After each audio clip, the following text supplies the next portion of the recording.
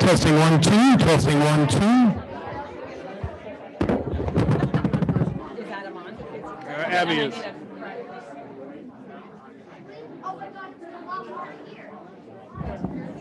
I'm reading it now. Is the auditor coming tonight? Yeah. That's precious. Testing 1 2. Testing 1 2.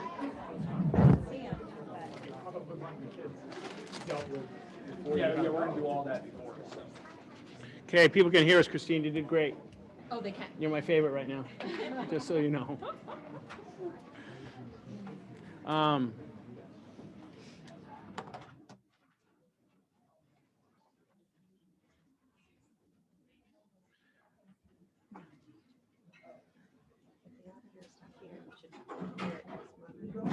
Yeah, we'll see what happens.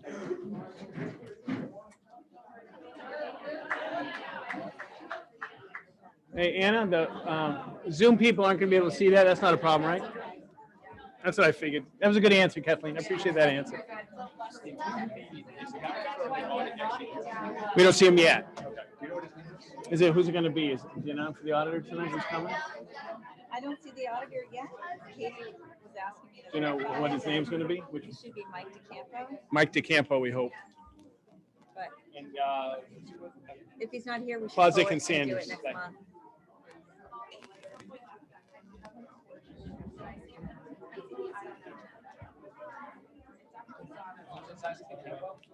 DeCampo. DeCampo. Yeah. And there's a lot of people. Ah, here, but I don't want that.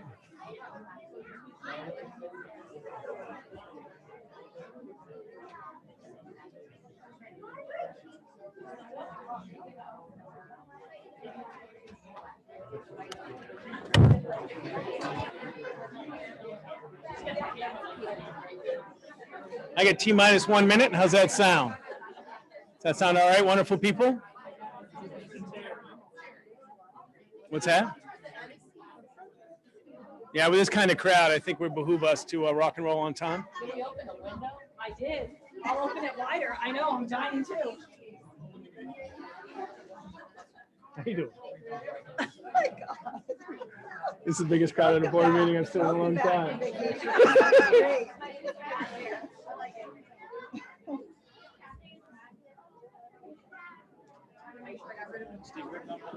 What's that? Yeah. Yeah. We do. Quick though. It's Thank you. It's nomination stuff to finish up the noms. You with me or against me?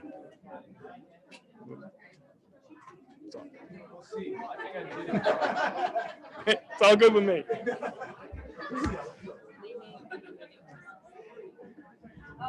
Good evening, everyone. Welcome to the Learning Commons at Sohegan High School. My name is Steve Chamberlain, and this is a rare and unique meeting in that because it is the first of the new board, the acting superintendent, assistant superintendent, myself tonight gets to open the meeting. So it is my pleasure to open the meeting at 6 o'clock tonight at the Learning Commons at Sohegan High School. The first order of business, according to the agenda, is board organizing. And so I would like to first ask if there's a nomination for chair. I'll make the nomination of Tom Goff here for chair.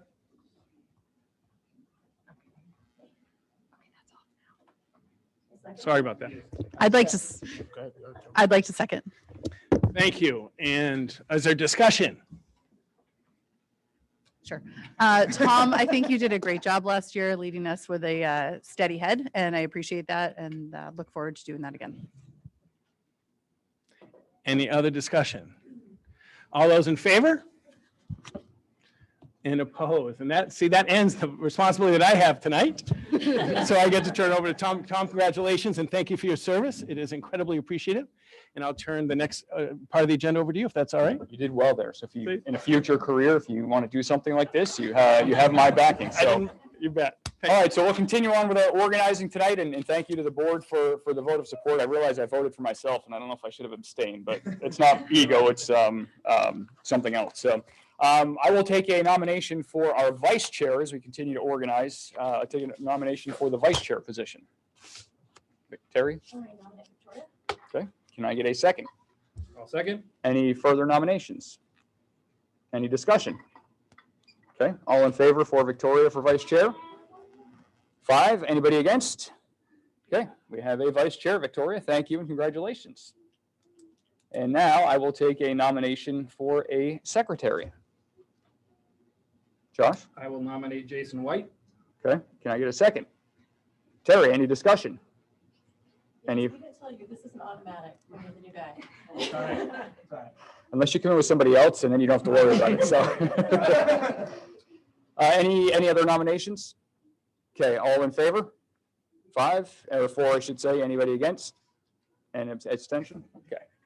So Jason's the only one that doesn't have a crazy ego, so we get to the bottom of that tonight. So thank you, Jason. So we are officially organized, and right away, I'm going to get us off agenda tonight because I know we had public input scheduled, but we have a lot of youngsters here whose parents probably want to get them home and get them on some sort of routine and to bed earlier rather than later. So I will introduce Miss Megan Merle and Miss Alyssa Snyder.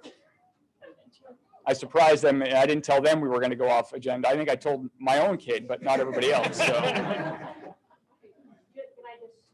Okay, so let me start with Miss Peril then. Sorry, Anna.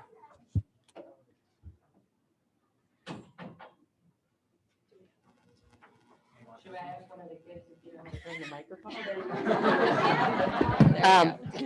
So it is a rare opportunity for everybody. So the kids to turn around and see the teachers, amazing group of teachers behind you. And I know saying coming to Amherst, how important student leadership is for not only the kids and leadership, for grades, for climate and culture.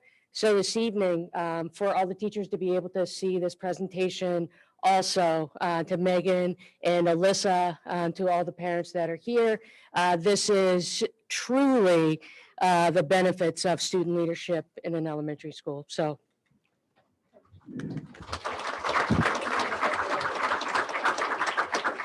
Thanks for having us. Can I have you over to the table just to get closer to the mic? And kids, when you get up and you do your speaking, if you can kind of rotate by that little microphone next to the computer, that'll be beneficial to make sure anybody watching or listening at home can actually hear you guys tonight.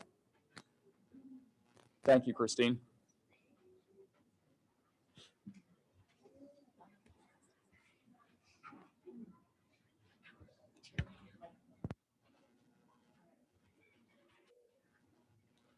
This one? We did practice with a baton, so something that resembles, that would be good. Oh, good. There we go. Awesome. Thank you. Are we good? Perfect. So we just wanted to introduce Hootie's Council. They have this whole presentation ready to go for you. So we want them to just introduce themselves and take it away. You guys ready? No. No. So remember how we talked about that?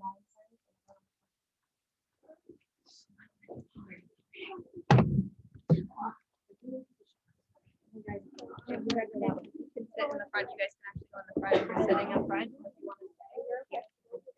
I'm gonna go front. You can. I'm gonna be right here. So come sit on the front. We practice in a different setting, so we're just gonna. Please take your time. All right. You guys ready? And you guys can sit right in front. There you go. All right, you ready? Yeah.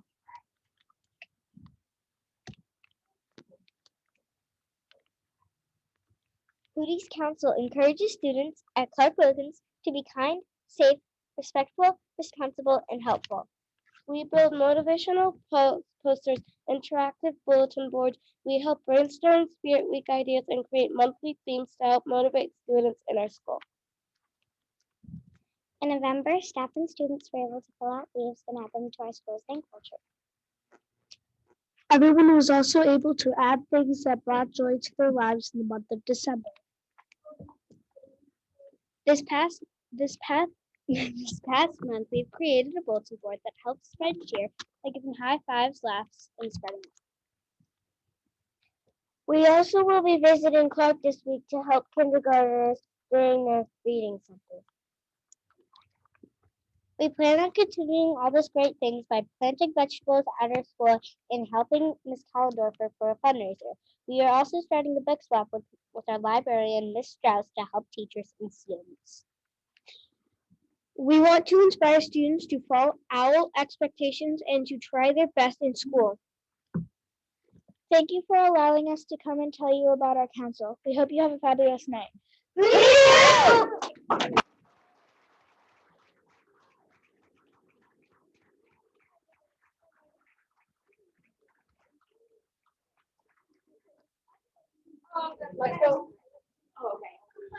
So now you guys get to sit in the witness stand. So I will open it up to the board for any questions that they may have for Hootie's council tonight. Anybody want to go first? Victoria? So my question is, how did you decide to join Hootie's Council? And I don't know. Yeah. Okay. So I saw the first hand right here. Can you go to the microphone? Yes. Okay. Thank you. So we signed Yeah, up. back up, not that close. There we go. So we signed up for Principals Council, another council that does morning assembly, and we didn't get accepted. So we got into Hootie's Community Council, the one who decides Spirit Weeks and all the fun stuff we do at school. That's awesome. Thank you. So, what Alex said. sure. I was going Sure. to say, it sounds like we have a lot of participation at the elementary school, which is wonderful. I wanted to just add one thing. It wasn't that they didn't get accepted. I just wanted to add that they are like also students who exemplify leadership and they want to help their school. So as well as the Principals Council, Hootie's Council got to take a role on that. So you all were accepted, right? Other questions? This is working. So how do you guys come up with your ideas for Hootie's Council? I see a lot of hands. I don't know all the names. So right down in front here, go ahead. Yeah. So we kind of just brainstorm the ideas when we go to meetings on every first Monday of the month. Awesome. Thank you. Jason, Terry? See if I can get it working. Look at that first try. It's gonna be a good night. I should have given you all this so you could pass it. Actually, you know what? I'm going to. Here we go. I want to know, tell me one of your favorite things about being part of the council, and you can pass it around. Okay, I'll take it. Here you go. No. One thing. No. All right, one thing. We get to like do good stuff and like help the all around the school, and it's really fun. Awesome. Oh, okay. Wait, you know what? Since you already got to speak, I would try to pick somebody who didn't get to speak yet. Okay, and you already got to speak. I remember, see, I was paying attention. Wait, one thing. We get to like help the community and our school and motivate people. Motivating is a really important thing. All right. We could brainstorm ideas that could potentially help the school or kids that are having a hard time. Awesome. You know, brainstorming might help, I don't know, with classwork too, huh? Working as teams. All right. So we like brainstorms to get together and like we spread kindness and we try to help the community in our school. Spreading kindness. I like it. Watch out for that one, Terry. I know our dad, he's kind of crazy. We make interactive stuff like bulletin boards and posters. So like up there, so we'll help our community and everyone gets to do a part.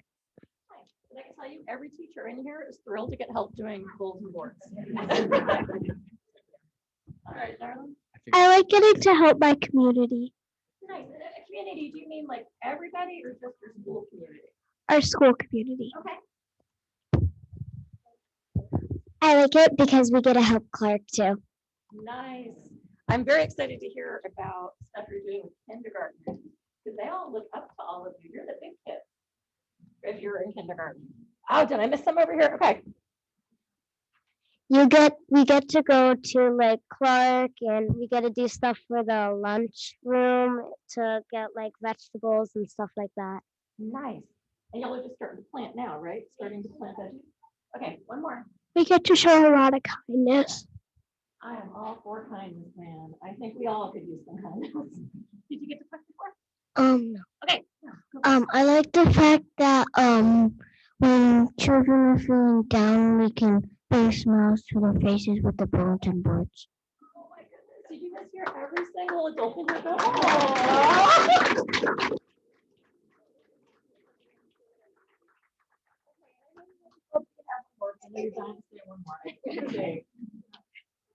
I just really like to make younger kids and just to make younger kids really happy. Nice. Thank you, everybody, for answering my question. You guys, Jason, anything to add? Now you have to walk around and interview them all. Which that part. I'm not doing that. I don't really have a question, just a comment. I think you all did an amazing job. I heard some, I'm doing what you guys do. I'm like all over the mic. You should all be very proud of yourselves. I heard things like kindness, looking out for each other. You are what gives us hope for our future.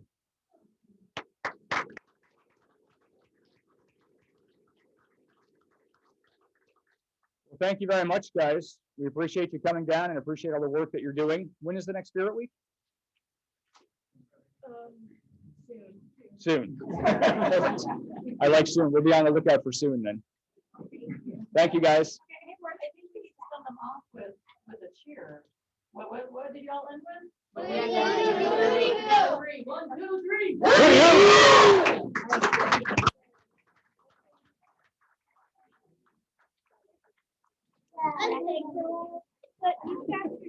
Actually, it's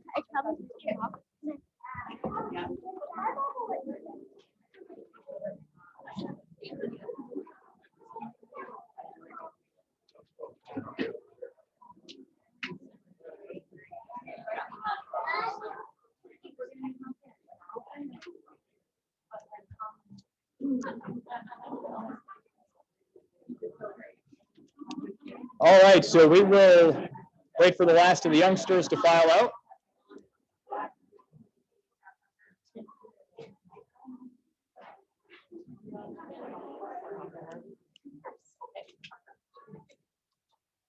Okay, so we will now move to public comments, our first of 2 sessions tonight. So don't feel like if you don't get in the first time, you can't wait to the second time, but we will start off with public comments, and I will open up the microphone for whoever wants to race to it first. We got 2 people running. You can state your name and your town of residence, that would be helpful. Yes, Amy Henson, Amherst. We, the teachers of Amherst, are here to thank the members of our community who have expressed support for us over the last few months. As you imagine, we are extraordinarily disappointed that despite your support and your efforts, the proposed collective bargaining agreement did not pass several weeks ago. We are even more disappointed by the decision of last year's board not to include a trailer article that would allow the town to vote solely on that proposed agreement. We do not feel that this failure to pass was a reflection of how the town views our work, the work we do. Instead, its a failure was due to the town's dissatisfaction on several levels. Could be the schools, the way they're run, could be the board, could be the administration. That's not for us to say. The idea of including a warrant article to allow for a special election in cases such as these is not a new one. In fact, it has been the practice for many, many boards before the last one. In fact, 7 consecutive times over the last 3 decades, the Amherst School Board has brought forth both teacher and support staff contracts for voter approval. Each time they include such provisionary article. In the last election, however, the board chose not to include language allowing for a special meeting for voters to reconsider a renegotiation contract. For decades, previous boards have valued the teachers and trusted the voters of the town to be that judge of the CBA. Next year, we will be working under an expired contract. Even if a deal were to be reached this spring, Amherst residents would not be able to weigh in on that contract until March 2023. Teachers will not see any cost of living increases until September 2023 at the earliest, 18 months later. While inflation rages on, the gas prices continue to set record high, we will be on our own. We will not be getting step increases also to show our service in the district. We, the teachers of Amherst, have worked through 2 unprecedented years of pandemic without fail. Last year, Amherst, unlike many surrounding districts, offered in-person instruction 5 days a week. We also offered full remote instruction for any family who requested it. We are all learned new technologies while we navigate new challenges to keep our students engaged both emotionally and educationally. Our school nurses put in countless hours, overnights, weekends, vacations to conduct contact tracing, ensuring that the schools could stay open and avoid the types of disruption, building shutdowns that other districts experienced. While other New Hampshire districts faced extended building closures or hybrid learning, Amherst did not. We volunteered our time to return to in-person instruction. Before vaccines were available, we placed ourselves and our families at an increased risk to work in an aging and poorly ventilated building so that the children of Amherst could go to school and remain part of their neighborhood schools instead of being sent elsewhere. Amy, I'm going to ask you for 30, I'll give you 30 more seconds. Yep, our school met the challenge. We, the teachers of Amherst, did everything that was asked of us and so much more. While our morale is low, we remain committed to providing a high-quality education for the children of Amherst. We intend to re-engage the Amherst School Board in an effort to settle a fair contract that respects the hard work we have done and will continue to do. We ask that you, the new board of Amherst School Board, follow the practice of many boards in the past, support us in the work we do in order to reach a fair deal for our teachers in the town of Amherst. This is our letter of intent to bargain as soon as possible. Thank you.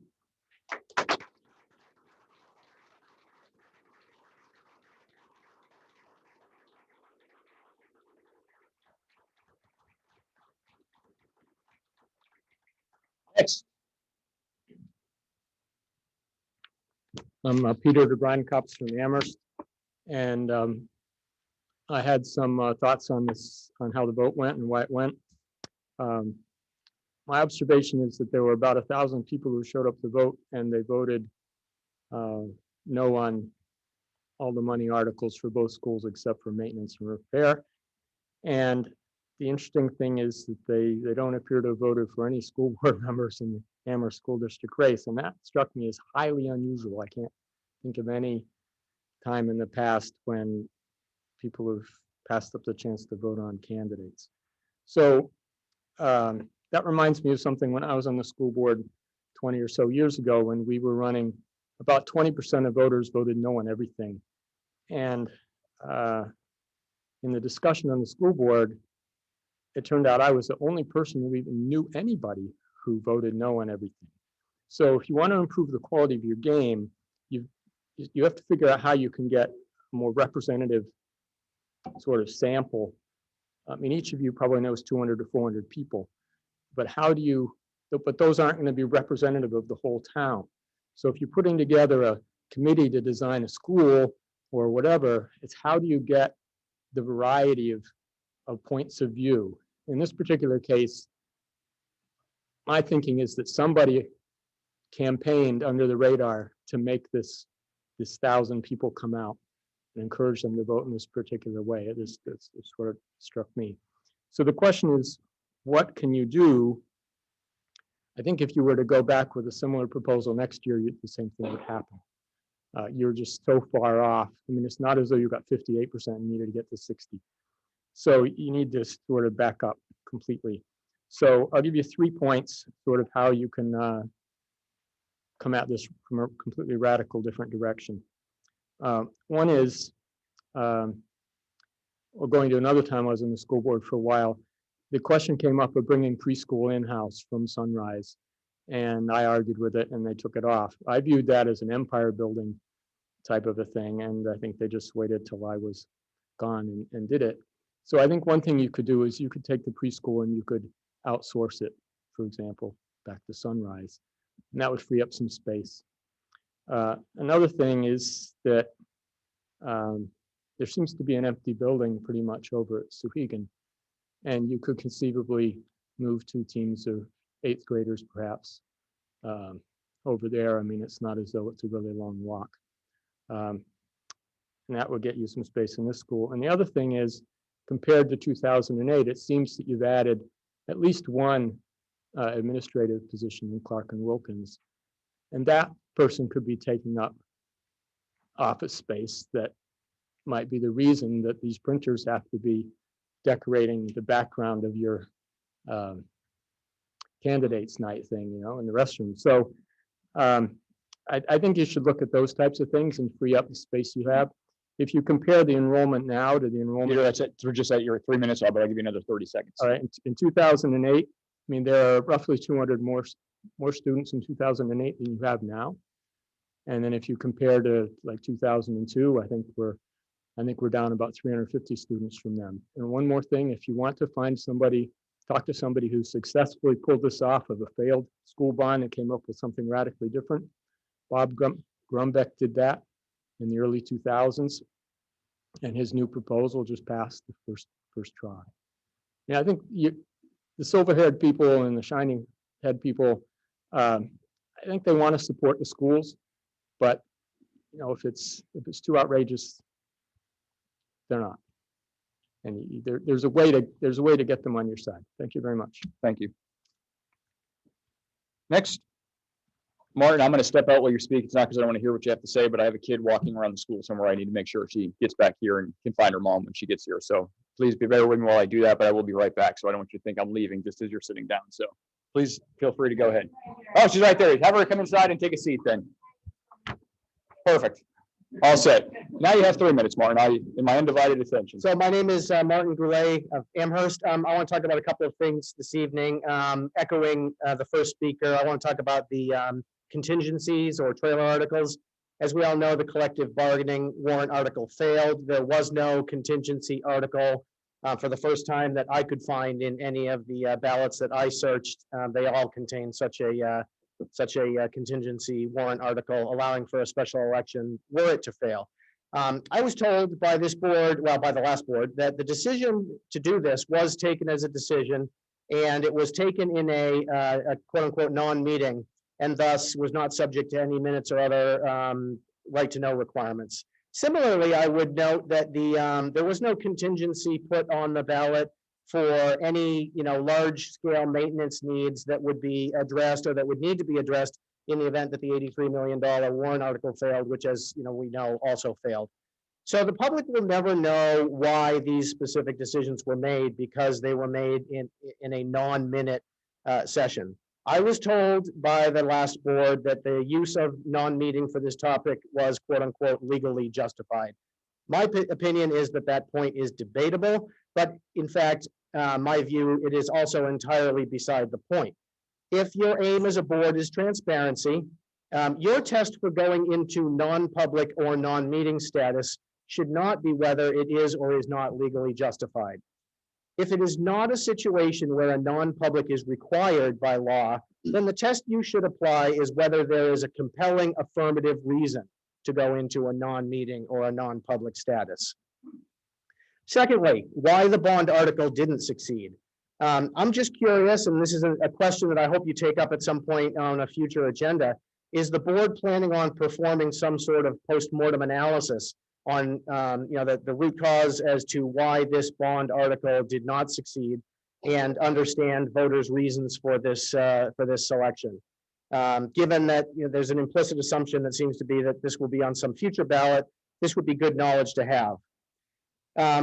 Policies. All of the governance bodies in Amherst say they wish the public were more involved. That said, interaction with the public during these meetings is essentially non-existent. We speak, you sometimes listen. While the public are afforded an opportunity to speak, there's no mechanism for us to tell whether such input has been received and may be acted upon. Can we find a better balance between your meeting efficiency, which, I understand you guys give up a lot of time to be here, but also the, really hearing and interacting with what attendees and public speakers are saying? I mean, could the board at least lay out an action item based on the comments they receive that lets us know that it's been heard and there may be some subsequent action? Some dialogue, in this sort of a format would be my preference, but I understand that, the time commitment that might drive in terms of extended meeting hours. Go ahead, 3 minutes more. I'll give you an extra 30 seconds. Well, thank you. Finally, the minutes that I get from these meetings are fantastic. I would just propose that you try to add some sort of a summary of like maybe at the beginning or the end or something that summarizes all decisions and all to-dos and action items with commitment dates. I think that'd be a lot easier, not only for the public to understand the important things that were, that were done without having to read through every line of the minutes, but also would be a good project management tool for yourselves for tracking commitments the administration makes, commitments you make to each other, et cetera. Thank you very much for allowing me to speak. Thank you. Next up.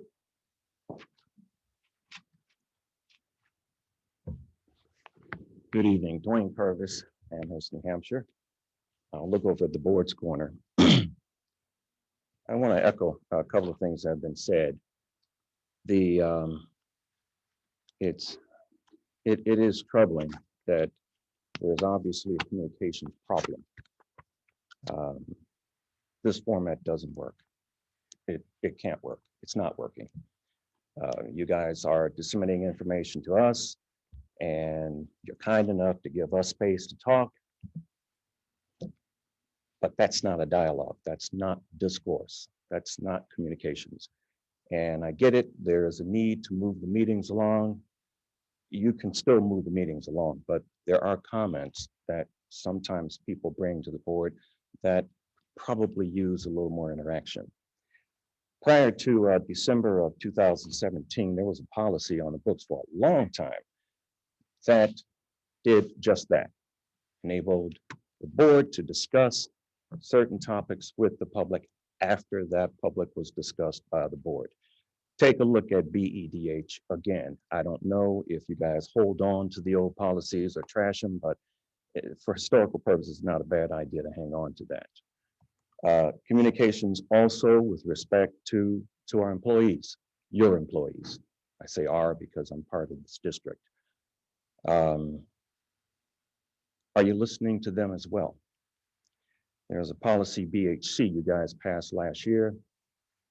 Bad idea.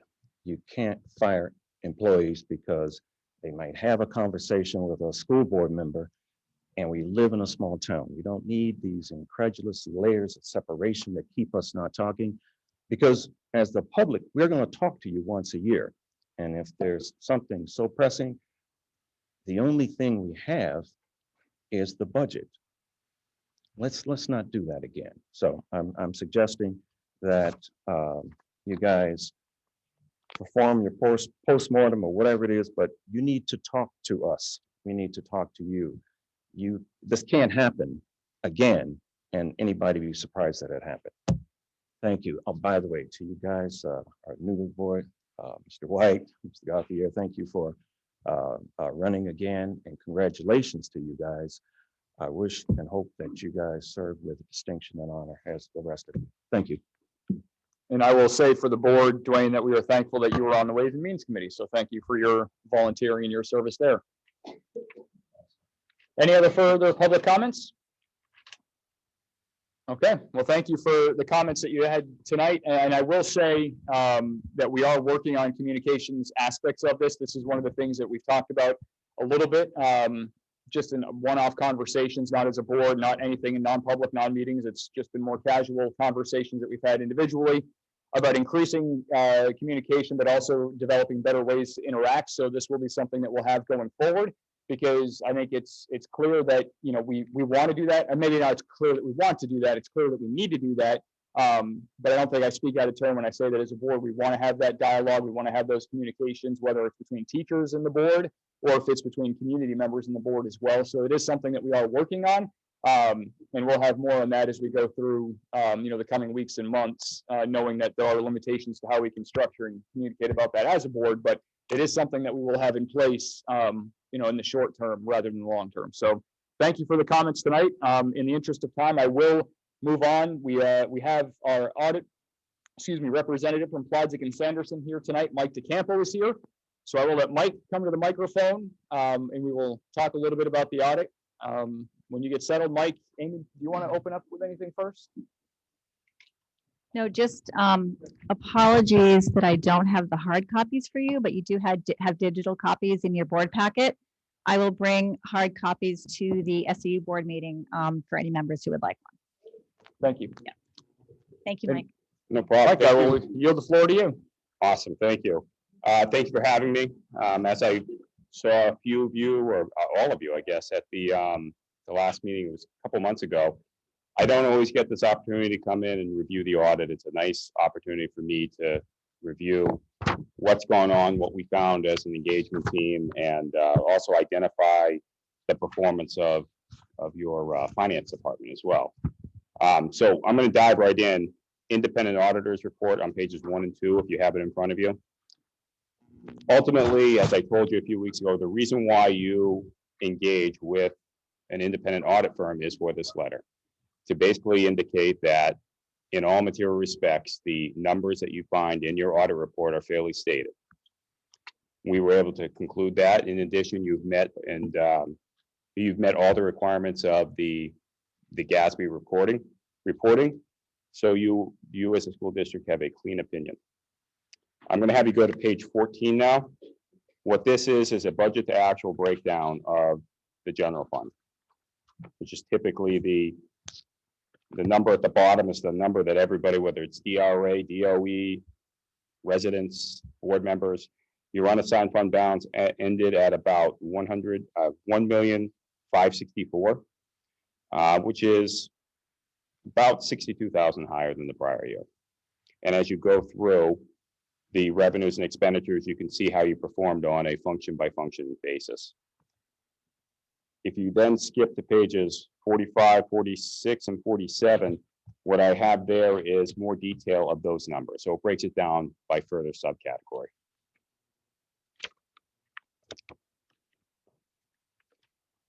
Review of some of the recommendations we had for the school district. 2 are related to the student activity funds, specifically at the middle school. The first was that we had noted through our testing that several deposits weren't being made timely. We define timely, sometimes we have a classification for timely if you're in a more remote community. However, I would say Amherst doesn't fall into that category. We have some, town of Sullivan, New Hampshire, their closest bank is about 30 minutes each way. So there's an exception for them for a week, if you will. They actually get that from the Department of Revenue. We would recommend here that deposits be made at least once a week, if not more so, particularly if you're handling a lot of cash. The concern there is not so much theft as much as something could get lost, something gets misplaced, and then the funds aren't appropriately deposited. Similar concerns on the disbursement side. We found that when testing expenditures, that expenditures were being made without proper authorization prior to. Both of these comments, while they're not anything that you want to hear as a board, they're not incredibly uncommon in a school district. A lot of times what happens is the responsibility for these records ends up on somebody's desk who already has a lot on their plate. What I would recommend in both of these cases is just reinforcement. And I know we've already spoke about this. It's just, this is important because while you're always dealing with the public funds, this is truly, you're a fiduciary capacity here. You're holding these funds on behalf of another group. They don't belong to the taxpayers. They belong to specific, whether it's a class trip or Washington DC trip, whatever it might be. So it is important to make sure that these are handled properly. The other recommendation we had was the student balances in the food service. And I can certainly appreciate the challenges associated with coming out of COVID-19 and what the food service had to go through to make sure they were meeting all requirements. What we did find was that there were several large negative balances that were being carried. And that was across all the schools in the district. And when we went through this, we also went through your policy and found EFAC's meal charging policy, where basically it is outlined how these should be handled. And what our recommendation to the board and to management is that they follow that policy. If you find that that policy is no longer effective, it's time to review the policy and make appropriate changes to it. With that, are there any questions? I could certainly go into more depth, but I find that I'm not as entertaining to others as I think I am. So Well, you and I have the same problem then. That's any questions from the board? Any concerns from the board? Terry? It is, stuck out to me, it turned out, the activity plan, I think it's just a best practice, not that anything. we didn't find anything missing, no. What we found is that deposits would sit for an extended period of time, in this case, more than a week. And I actually misspoke before. I said at least weekly is really at the very wide spectrum. It should be made, if not daily, every other day. And then in the meantime, it should be locked up in a safe or a lock cabinet. But no, we did not find anything that was missing or that we felt warranted additional procedures for concern of theft or wrongdoing. This is strictly procedural. No problem. Victoria? You brought up expenditures made prior to approvals. Can you go into that a little bit more? Sure. So the school has set procedures on how an expenditure can go. It can be approved and authorized. What's happening is, in this case, a purchase order is being completed after the fact. So it's probably a case where, and I don't have the actual expenditures in front of me, but it's a legitimate expenditure that just is going out of sequence. Really, what should be happening is it should be presented for approval to ensure that that specific activity has the funds available. And then also, whether it's the advisor or the school principal, assistant principal, they should be evaluating whether or not it's appropriate for the school to be purchasing as well. No problem. Josh? Yeah, so on page 3, the first indented paragraph, management's estimates of the capital asset useful lives. Are we talking about buildings? Are we talking about the things inside the buildings? When we talk about a capital asset, that would go back to your capital asset policy, what you identify as a board as a capital asset. In terms of if it's in the building, Amherst does not capitalize things such as furniture, laptops. What they capitalize is the building. If you have a server that breaks a threshold, I believe your threshold is $5,000, anything of that nature. And we don't look at, and neither does management, individual items in the aggregate. Because if you take it laptops, for example, if you all have these as capital assets right now and one goes missing, you should then go back to your listing and modify it for that one that's missing. So it really ends up being more of a hassle for management to try to track what we consider minor but sensitive assets, which really should be tracked as a separate method and shouldn't find its way into the financial statements.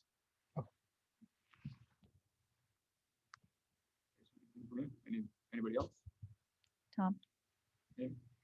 Yeah, thank you, Mike, for coming. So yeah, I just wanted to address the issues related to the student activity funds. And we've had conversations in the business office about ensuring that these procedures and practices are followed more closely. In regards to the negative balance, I would say that our new food service director actually identified this as an issue prior to the audit and had developed an action plan to reach out to both students and staff who have negative balances. And it's actually something we've been working on for several months and have been working with Assistant Superintendent Chamberlain to address that as well. So it's an ongoing activity. We have some new procedures in place for when staff retire or leave us and perhaps have balances on the books for students who are leaving. So we are identifying a variety of methods to both collect and ensure that we don't incur additional balances going forward. So my question on the balances, sorry, Mike, I know Yeah. this doesn't Go right ahead. pertain to you, but Absolutely. with the balances, Mhm. isn't all of the food, aren't all the meals paid for by the federal government? We're not actually collecting from students, and I presume teachers as So well? there is a la carte. It's a la carte, And there okay. also are older balances going back quite a ways prior to this new food service director that we were not aware of. So this was something that she and I worked with immediately when she came on board and she discovered this. So it was helpful at least to be able to explain to the auditors that we had identified this and we're working on rectifying it. Thank you. Yep. Anything else for Mike?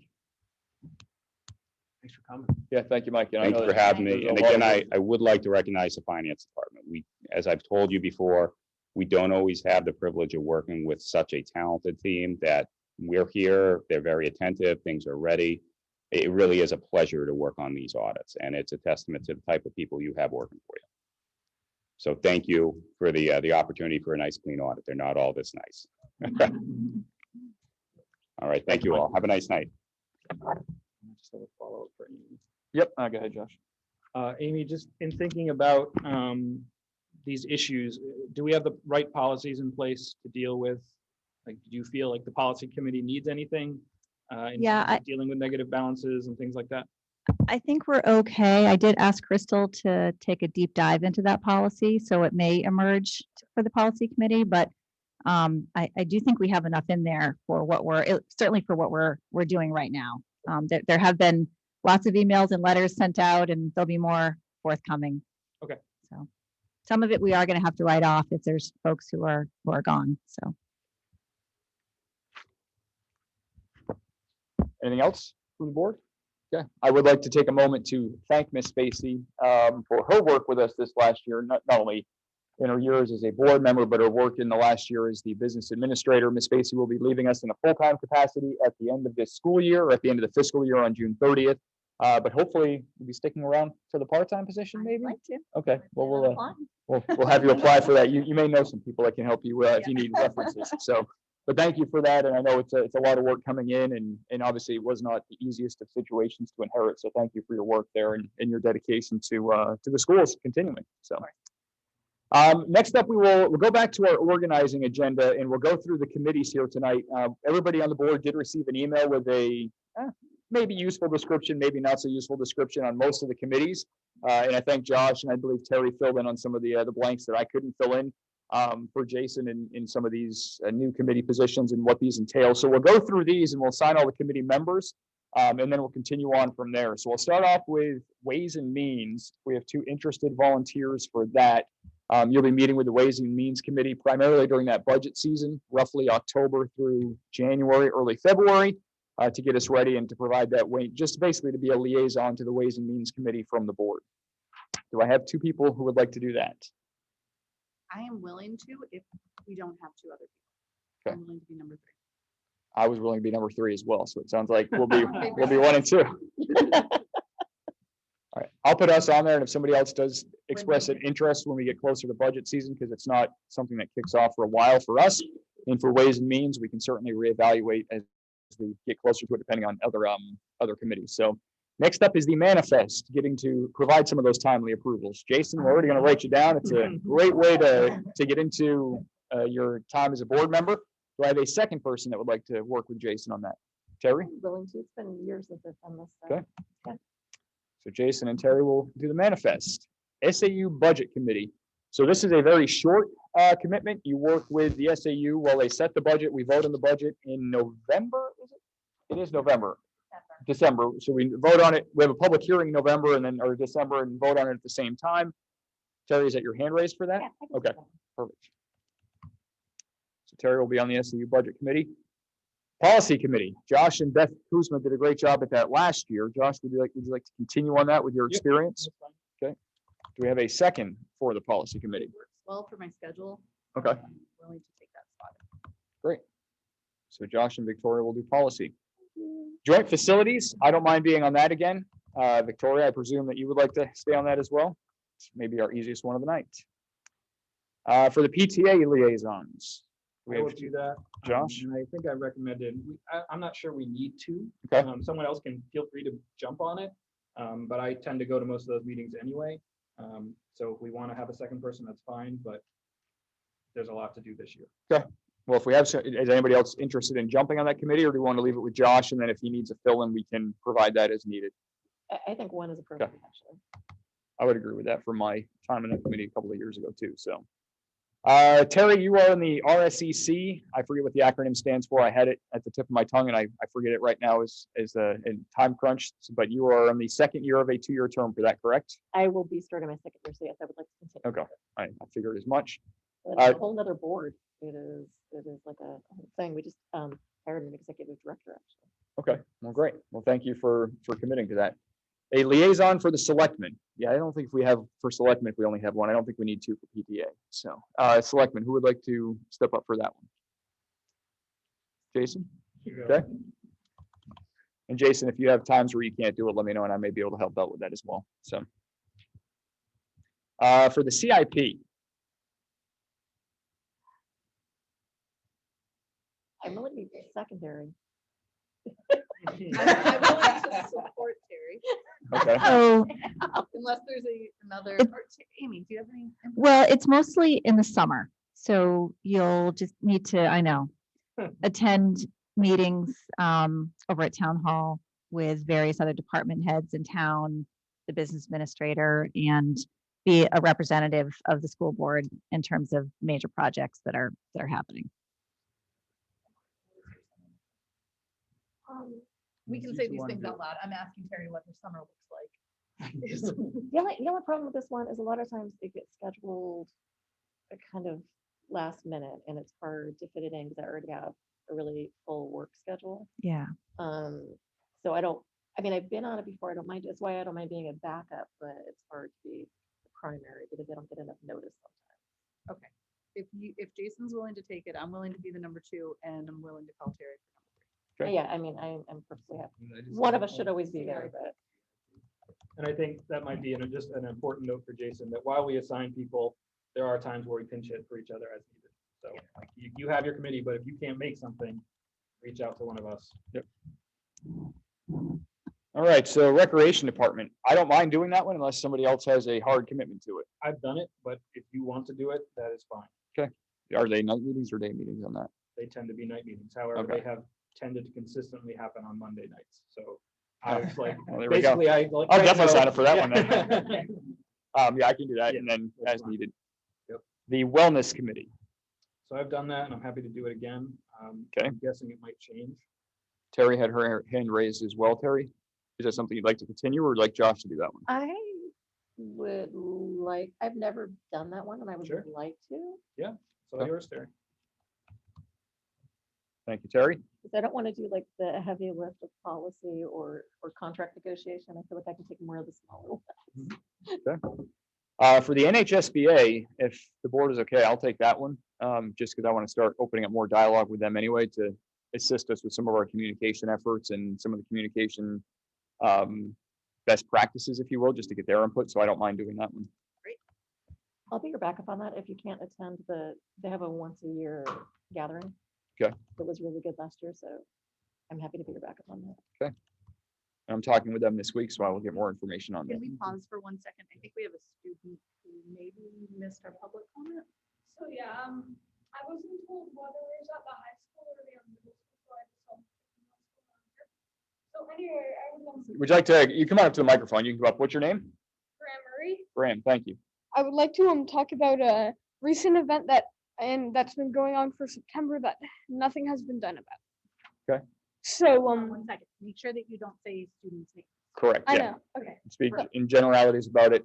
Yeah, and so it's been a bullying incident that's been going on basically since September, and there have been many incidents, and there has been one recently last Wednesday, which drove another student to tears. And just 2 days before, there was another incident at which caused Gaggable to be shut down, where there were I won't say their names, but there were a group of 5 individuals ganging up around me and other friends and just screaming at us like shut up, stuff like that. And that same exact thing happened at Wednesday, and nothing has really been done about it since they've been doing this since September. Thank you, Graham. I know that you emailed us this week, and I know it's not easy to come forth and to talk about this. So I do know that we've talked with Superintendent Chamberlain, and we are actioning this as we speak, correct? Yes. So it is being looked into, and I appreciate you bringing it to the board. And if it still doesn't get better, continue to let us know, and we continue to push on our side to make sure that there are changes made and that the incidents are handled appropriately. Yeah. Great. Thank you. And just for full transparency, Graham did email us. Anybody watching at home, not that we're trying to push Graham off on this, but obviously there are privacy things that we need to be concerned about with other students. But Graham did email us a very detailed account of what was happening, and we shared this with the superintendent and Steve, assistant superintendent, I guess at that point, you were no longer acting. Steve got back to us, and they are actioning this and handling this on their side to try to get to the bottom of it. So I just wanted to make that known that this was not something that we were unaware of and that it is being handled appropriately, and we'll continue to follow up on it as it happens. So getting back to our committees, the Facilities Expendable Trust. Amy, go ahead, Josh. I say, Amy, do you have more in this one? Yeah. I'm trying to, basically what I'm trying to figure out is where, because we have Facilities Expendable Trust and then we have Lawrence Spalding on there, but we've also only in the past had the trustees of the trust fund as one. So I don't know if both of those fit into there or if Lawrence Spalding is going to be its own committee going forward. I know we had some committee meetings on that earlier this year. So I think because Lawrence Spalding was really being established and looked at, that's why we had that committee, but I don't know that committee has to stand alone Okay. going forward. That can go into the other. Just wanted to have one person for the trustees of the trust fund. Yeah. All right. And that's what it's always been in the past. I don't mind doing that again because it's quarterly. So do we have, so there were 3 groups. Do we now only have 1 or do we have 2 separate groups? Because there's a Facilities Expendable Trust, there's Lawrence Spalding, and there's trustees of the trust. So Lawrence Spalding is getting absorbed into Facilities Trust. Yeah, Lawrence Spalding Facilities and trustees of the trust fund will all be one because the trustees of the trust fund, they control both of those trusts. And so they keep us informed of how much interest is being accrued, what the balances are, and then what we can use those for. I know 2 years ago, they encouraged us to start utilizing the money, particularly in the Lawrence Spalding one, I believe, because we hadn't touched that for years. So we had a sizable amount of interest accrued. We can't knock down the balance or the original amount of it, the capital amount of it, but we can spend the interest and utilize that. So I will continue to work on that one with those guys. Last 2 that we have, let me just save this before we go so we don't delete the card again. AEA negotiations. Victoria and I did this last year. I don't mind serving on this one again. Josh, go ahead. Step up into it as well. Okay. Is that all right with you, Victoria? Perfect. Victoria, would you like to lead our ASSA negotiations? I don't know. Is there anyone else on our board who would like to? I can do those as well. Okay. But I do I'm think, go ahead. happy to support, and I think one thing that I do think that we should do as a board is make sure that we come together prior to any of these negotiations happening, just to make sure that we share any thoughts and opinions and ideas. And I think we also need to establish what our, like you said, what our goals are too out of this, considering that this one was voted down. And now we're negotiating 2. Normally they don't come up. And so I think it'll be important for us to look at how we want to structure these so they don't come up in the same year again. And I think we'll even have to look at the Sauhegan plan with what they're doing to make sure that, again, we're not doing multiple in one year, whether they continue on the PPC or if they do something different, to make sure that we're trying to stagger these for their community as well. The ASSA, I believe, is a 5-year deal, so it may not be as big a deal if we negotiate 4 years. Was it 5? ASSA?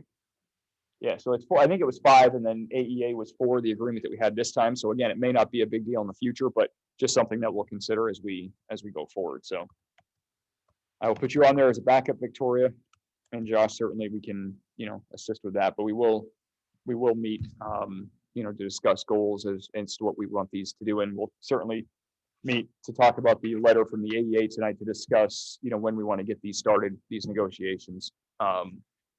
When we want to, and then when we can get them started as well, because part of that is on administration capacity to handle that at the usual end of year stuff as well. So last year, I think we began in August. We had a meeting in June to set ground rules and to talk things over, and then we started in August in earnest. But I think there are ways that we can speed up that process, if not moving the calendar dates, but certainly speeding up the process as we negotiate. So, okay. That is all of the committee assignments. Any questions? Anybody want to change your minds? Okay. Again, if you run into issues where you're finding yourself unable to meet the commitments of a committee, let us know. And then we, as a board, we can find a way to make sure we have coverage for that as well. All right, moving on after.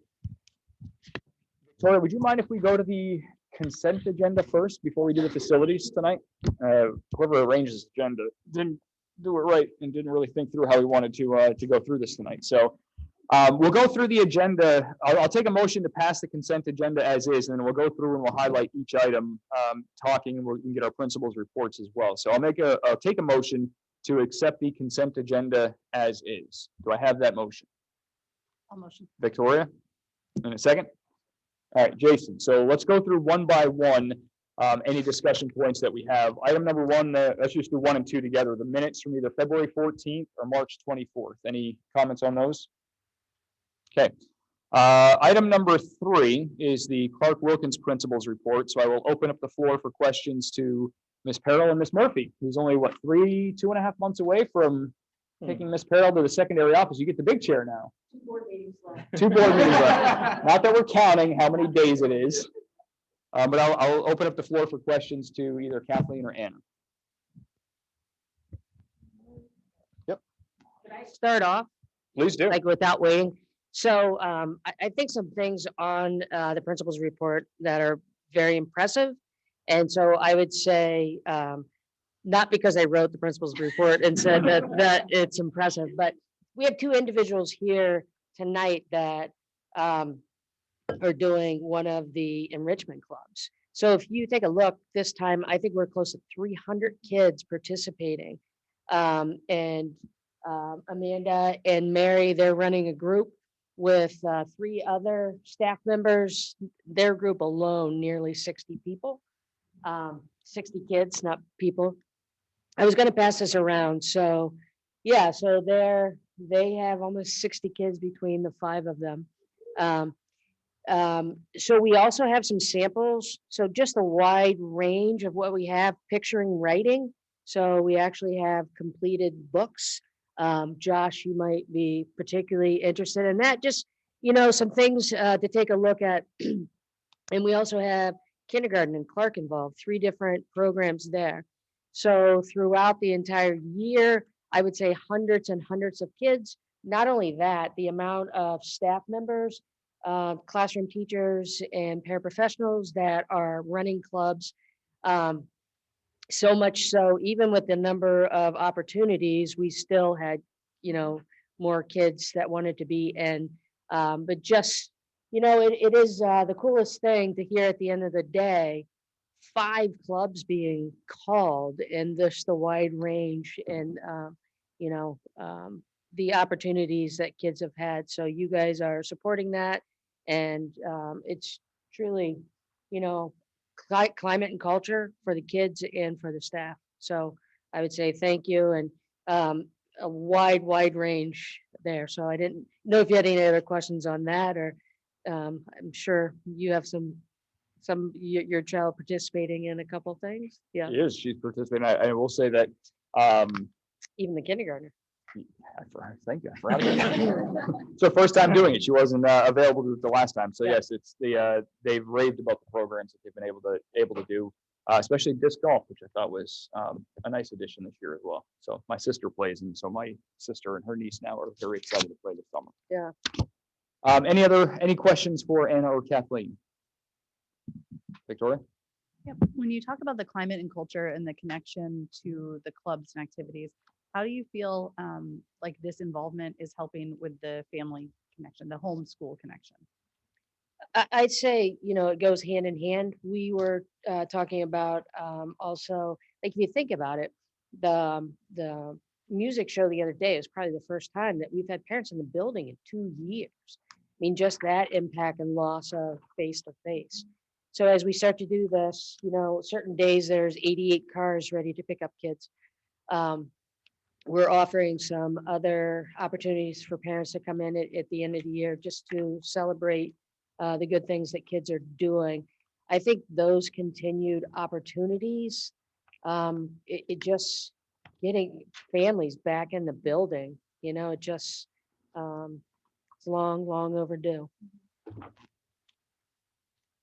Terry?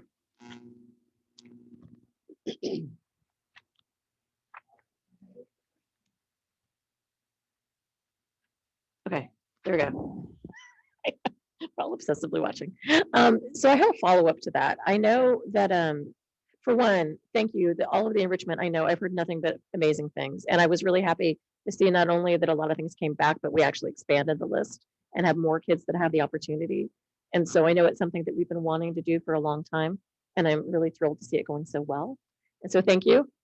And thank you for bringing, it's always my favorite meetings when we have kids come. And man, having a whole crowd tonight, it was a great way to start after some really discouraging months. So thank you for giving us that. And kids make the job easy. Well, they say it about parenting too, but I don't know if I believe that. So I guess I have a follow-on question too. I think the kids are more engaged and families are in there more. Are we looking to maybe partner with PTA and have parent training, for lack of a better word? Like we had some things that we provided for parents in past years, and we haven't had as many in the past couple because we've all just been in survival mode, right? And now that we're finally sort of coming out of survival mode and getting back to some level of normal, can we help support and look into doing something like that? Because I think that it would be a good time to expand some of what we're teaching kids and like the expectations. And I think that that's starting to work really well. And just expanding that out to parents and bringing them into the conversation more and giving them tools to expand that at home. Are we looking at doing some of that next year? Even this year? I'll let you go for it. Absolutely. And I think our PTA has already started some of that work too. I know, having attended a recent meeting, they had planned out a few information sessions on specific topics that they had heard from their membership about. So I think that they're going to continue with some of those things, and we are definitely looking at continuing to partner there. Part of our work, you might have read about it in the report of MTSSB, looking specifically at starting at Clark, targeting our newest families as they enter with, incoming kindergarten students.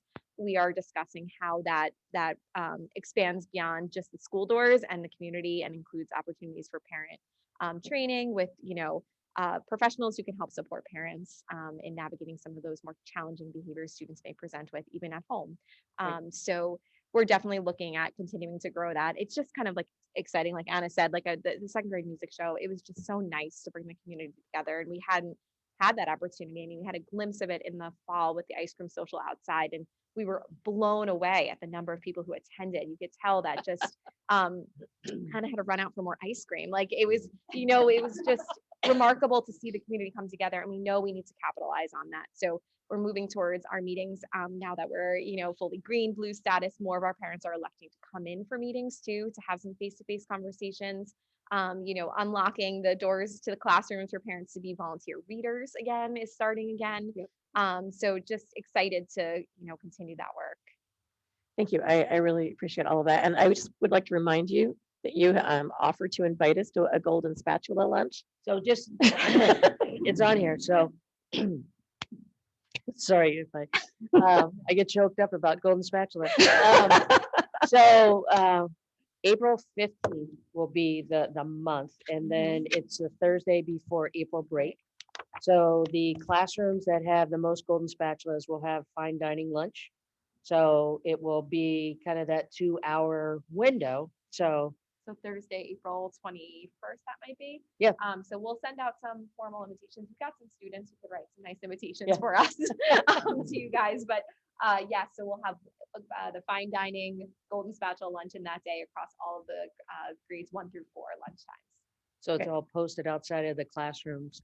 A little healthy competition. There's nothing wrong with that. So on the 21st, you said? Yes. Not that I'm marking my calendar or anything. Victoria? Okay. So just kind of staying with that whole enrichment piece. So often we see these reports and we see them as a silo for Clark Wilkins, and then we see a silo for AMS. Have there been talks of how to help engage your 4th graders who are part of Principals Council, Hooties Council, and how to make them find their home in the same concept when they move into a bigger school? I think sometimes there's a disconnect between the two schools, just in what we're allowing the students to do, and how a student feels at 4th grade versus joining a multi-grade group and then being a 5th grader with 8th graders who are much older. Could I do more of a broad stroke on that? So Heather Jennings is kind of overseeing the MTSS and MTSSB. So, you think about that, multi-tiers, systems of support and behaviors. So that's kind of like, what are we offering for kids in climate and culture and our positive behavior system? So she's kind of the conduit, big picture in what we're doing. And again, obviously more opportunities for student leadership in those pieces, but we continue to grow those every year. So, certainly opportunities, but she is bringing all of that together for all of us, the good, the bad, and how we can improve. Josh? Yep. First, just a note, I think Terry asked about what the PTA is doing, and it reminded me of something I wanted to mention when we were talking about subcommittees, and that is getting back to subcommittee reports on a regular basis, because I think that will be helpful both for our fellow board members to know what we're doing, but also for the public to know, because the subcommittee work is often much less attended or viewed or read about. So that's just a note for the board. And then a few things. Number one, I wanted to mention the posters, which I know PTA Chair Katie Fantasia was very proud of and excited about. And the PTA is doing a series of informational nights with Officer Sarah are coming up. I know they're going to be talking about those soon. So we do have some things happening in the school again with the PTA, which is exciting. We had our first in-person meeting, which was nice to once again be in the building and see what's going on there. One question I had was about, and I don't know if you all have had a chance to look at it yet, but the projected enrollment and how that might affect our schools in the future. So that might be a question for a future meeting, because I know we just got that report. So I'm just planting that seed, and we can talk about it. Go ahead, Tom. I was just going to say, do we have an enrollment number for kindergarten so far as kind of a follow-up to that? 89. Do we anticipate we're 30%, 80%, 90% of the way through enrollments? We're running consistent with what we've looked like the last 2 years. So at least same number of enrollees at this time of year. Certainly anything can happen. We're at 89 students registered now. So Ms. Rega is in her first year in the role of office manager. So she's reached out to the town to review the census. Looks like the census has also been updated more recently than we've had experience with in the past. So, I feel like we are looking at a pretty accurate count of information for what we have. So we'll keep you guys posted as we get, closer towards the end of the year though. Yeah, go ahead. No, I just wanted to, you brought up enrollment, so I wanted to add on to your question. So we're all set. Well, the only other thing I wanted to ask is about, one, a continued thank you for the enrichment programs. They've been awesome and amazing, and I'm glad that we moved to a lottery system instead of the race to your computer to try and get in system, which was fun, but a little challenging. So the lottery, I think, is a good way to go because they are so popular. Shout out to Tori Burke. Yes.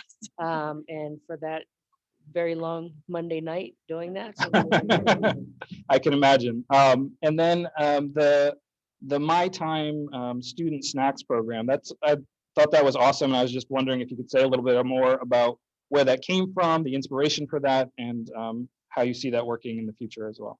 Sure. I would say this has been very successful for multiple students in the My Time program. Kind of think of it as project-based learning.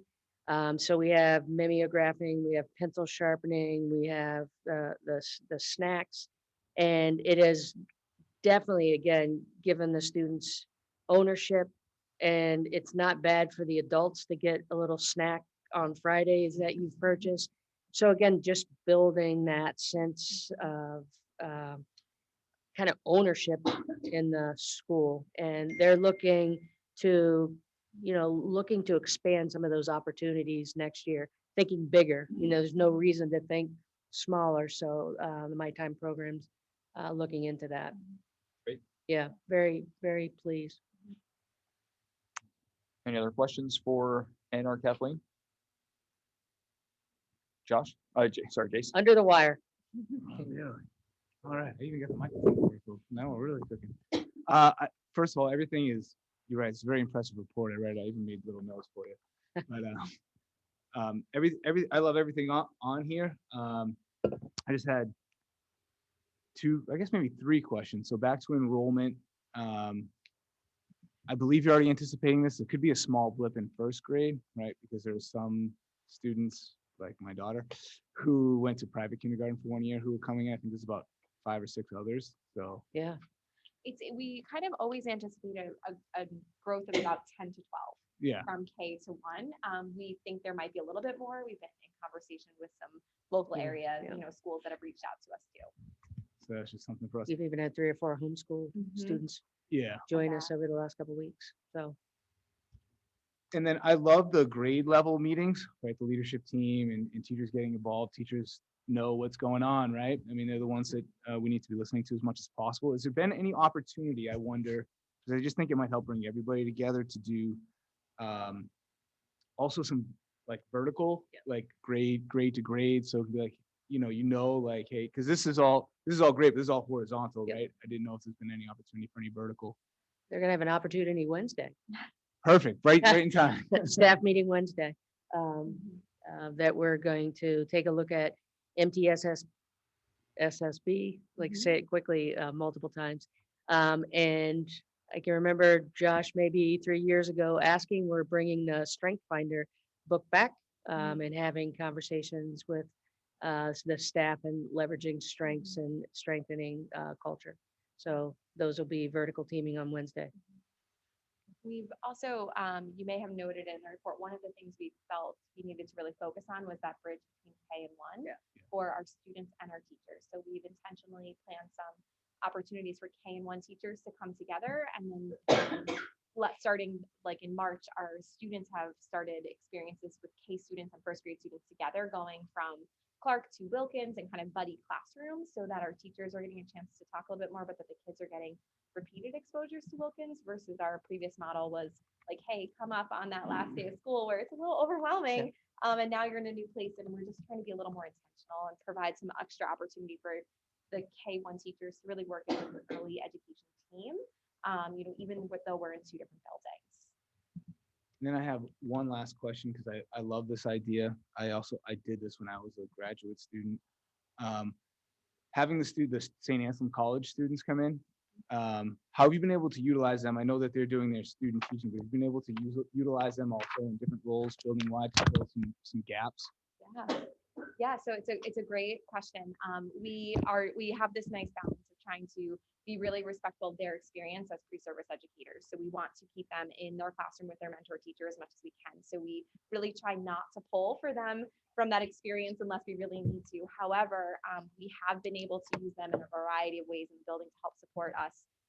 Whether that be so most recently we needed to pull teachers for some grade level time on Friday, and we were able to build a schedule. So every 2 hours, those 5 student teachers subbed in a different classroom where they got a different experience, and then we could pull a grade level together where the teachers really needed some time to talk about things like assessment, grading, and reporting that we didn't have otherwise. So opportunities like that, and then opportunities where maybe we need another set of adult hands to help out with like the principal's council mentoring program. Yep. We can grab a student teacher to help us navigate As many as want to show up in my office. First grade, 4th grade groups. So trying to offer those students that chance, and they are so eager to just help out in the community and loving the chance to go into another classroom with the different kids and meet a new teacher, and just excited about that. Mary and Amanda will be hosting student teachers in the fall too. So they're gearing up with their student teachers in the bridge right now, visiting and spending time with them. And we'll have 5 more in the fall. Great. Terry, I'll let you wrap it up for Clark Wilkins. Yeah, I'm sorry. I know we have a lot tonight. I just wondered if the enrollment numbers, I like what AMS does, where they also give us average class size. Because that's something that we're always mindful of, especially at our lowest grades. And so if you can just add that one column, it would be awesome. And I just wanted, you covered my other. I was going to ask a little bit about the bridging activities. And I was really happy to hear the kids be excited about doing some of the bridging and really having that interaction with the kindergartners. And so I think well done that you've got both ends excited for it, and really I'm happy to see more of it. And I think that that's something that obviously we're going to hear about at AMS in just a minute because we're working on the bridging up to the high school. So that's always been something that we, there's never a perfect way to do it, but man, it's so important. Thank you, Terry. Before we open up the floor for questions to Dr. Bernasconi, I do want to take a minute to recognize her and thank her for her 7 years in the Amherst School District. But Bethany will be leaving us at the end of the school year on June 30th. That'll be her last day. So thank you for all your time and dedication. And I know that the future is wide open for you. And I know you're still looking as to what you want to do. So, but we wish you the best of luck and we hope for a final, strong 10 weeks. With that, would you like to say anything or would you like to go straight to questions? Okay. I don't want to put you on the spot with that. It's never easy to come in after that. No, just it has been a great honor to serve the communities of Amherst and Mount Vernon these past 7 years. I'm so incredibly proud of the work that we've accomplished together. It's been pretty incredible. It's a really special place. We continue to face challenges head on and continue to be that spirit of continuous growth to do better for students each and every day. It has been an honor to work with such a great group of professionals and to be part of this community. So thank you for your trust in me and thank you to all the families for and placing their children into our care and trusting us to help them grow a little bit more each day. Thank you. Questions? Terry, you're ready to go? Or Victoria, you can go ahead. Okay, I'll start first. So there are a lot of things in your report that are related to our staff. So it seems like the staff at AMS are committed to jumping in and finding what it is that they're passionate about. Between the different presentations that it seems like you've done, some internal PD, as well as, I'm just looking down, it's like staff connections, teacher leadership, everything else. Do you want to mention anything on that? Sure. One of our primary goals this year has really been to reunite and reignite our community of learners. That's both students and staff. So really supporting staff every day in the building, trying to make sure that there's connections. COVID isolated people in so many ways. And so we knew that coming into this school year, I think we're predisposed to jump into the work and jump into let's plan a lesson and let's do our grading and let's do those pieces, but really refocusing that, reconnecting as a staff and supporting one another, recognizing that no one teacher can do it alone.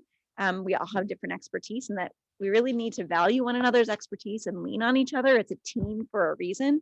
And so really giving people opportunities to see one another outside of their little bubbles, to connect with other staff across the building, to recognize, hey, this teacher has an expertise in this. And if I want to learn more, that's a great resource to go to. I think we have tremendous capacity in our staff and some of the best professional development happens from learning from other educators, those conversations. So we've really tried to facilitate those conversations, facilitate time for joy.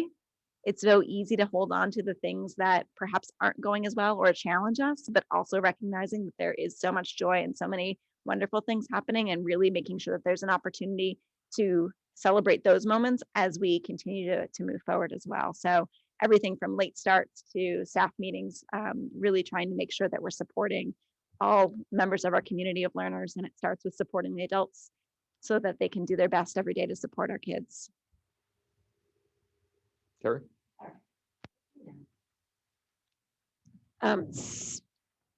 So I want to take it from staff to students, and I'd like to hear a little bit more about the NAEP. So the NAEP exam happens each spring for 8th grade, and schools from not every school participates every year. There's a selection of schools, and then the NAEP committee actually has a selection of students. So they select a kind of a random sample of our students and then NAEP actually comes in to do all the testing. So they bring in their devices, they set up the testing. Dan Farina has been awesome in helping facilitate that. And they just had tremendously positive things to say. It's 8th grade, unfortunately, is a really heavily tested year in terms of all the New Hampshire SAS testing and all of those pieces. And then you add NAEP onto it. It would be really easy for our kids to disengage and not try their hardest and not do that, but that's not who they are. And so they really took it seriously. They really gave it their best. Lots of positive feedback from the NAEP coordinators coming in and working with students. Everything from the logistics of how it was laid out to just kids really taking it seriously and really giving their all. Thank you. And I really look forward to the School of Excellence ceremony tomorrow. And I know that you're spending the day with that group, and that once again, AMS has been singled out. And so thank you for inviting us to be part of that. Yeah, I know that those of us who are going to be joining are really looking forward to it. And I really appreciate having the extra, like I know that there was Boosterathon and really specific activities that were unique to the kids of that age, you know, and not just taking what happened and works well for elementary, because it's not the same. And so I really appreciate that that was able to come up to the middle school this year. And I know that it isn't monetarily the high numbers that we get with our younger families, but I think that having that opportunity for the kids was so great. And some of the assemblies are back, and just those opportunities to really connect as students and celebrate. The Winter Olympics was so much fun. I love the pictures. So thank you for really finding those opportunities for the older kids to have fun, because sometimes it's a little bit easier for the little kids. They think more things are fun. It's easier to get them revved up over stuff. It's harder as they get older. And so thank you for being really creative and working with lots of different groups and allowing them to come in and support, because I think it's such an important part of what happens at the middle school, and not just having them checking out and too cool for school, basically, right? So I really appreciate hearing about it and seeing it and knowing that it's happening. And I guess from that super positive comment, I would just like to segue into maybe at one of our future meetings, hearing a plan. I know we've learned a lot of lessons this year. Behavior has been unusual. It's been uncharacteristically high, the number of incidents. We've had a lot of challenges. And I know that we've learned a lot of lessons from those. And I'm wondering what lessons we're taking from that to apply to next year for more success. And so I know that y'all have been actively planning, and I would just love to hear, hopefully, if we could add it to the agenda. I didn't ask ahead of time, I'm sorry, Tom, but if we can get it on the agenda soon, to kind of hear where you how we can support you and what you'd like to do going forward, because I know that it's something that we all feel strongly about. And again, there's no perfect answer, right? Bullying is always it's a reality of life, and the atmosphere that we try to engage, and the way that we have kids be able to know that they're supported, it's an ongoing challenge. And so I'd love to hear kind of where we're at and what our plans are. I appreciate that opportunity very much. Bethany and I are working incredibly close together about establishing teams. It's definitely worthy of a full meeting discussion presentation. That's a main meeting. Why don't we do it at your earliest convenience and just let us know when we can get on the agenda, and we'll do that. Yeah, definitely. Okay. It is April, yes. No, thank you. No, I think Beth and I would really I think Beth and I would both appreciate the opportunity to have a frank discussion about where we're at and where we see and what kind of structures we can put in place. Look forward to it. I think it'll be a great opportunity to talk openly about where we're at. Thank you. I know the little parents are going to be very interested in that as well. Thank you. So go ahead, Josh, and then I have something after, so. Sure. So first, very importantly, how is our March Memo Madness bracket doing? Oh, it is, you know, last year it started pretty much in a smaller group, just in kind of the 7th, 8th grade. I think students in every grade level and nearly every classroom are participating right now. There's lots of debate around the brackets. You know, kids are either of two thoughts. One, some kids like to preview the videos before they get to science class, so they are that excited, and other kids are waiting in eager anticipation and don't want anyone to spoil it until they get to science to find out the next level. So just another great way, fun way to get kids really engaged. And hats off to our 7th grade science teacher, Kelly Blah, who's really spearheaded this and brought a great community activity into the school to get kids excited and talking about science. Yeah. I mean, it's you know, I was being a little flippant, but it is, I think, a fun way to sort of engage kids in a way that relates to their world at this time. So it's awesome. And then just commend you all for the starting the choice program with our specials in 7th and 8th grade. I think for a number of reasons that is super important, including getting kids used to the idea of choice, because when they get to high school and they start to have to make those choices, and I know having a freshman who wants to take all the classes, like that's not always possible. So can you talk a little bit more about how that is going and where you see it going in the future? Sure. I think one of the challenges of a 5 through 8 middle school is that we have really developmentally different age groups throughout the school. And so really trying to meet their needs. And one of the pieces we're always trying to work towards is, especially when they get to that 8th grade, there's this gradual release of responsibility, because as they transition over to Souhegan, we want them to be have greater responsibility and know what to do with their time, and how do you still make that all work in the middle school. So one of the ways that we've been really excited to do that is by building in more electives and really giving students some different choices there. We have a number of new electives that are going to be offered this spring. Everything from some new music classes that are going to be offered in replacement of general music in 7th and 8th grade that I'm excited to see kids get really engaged with.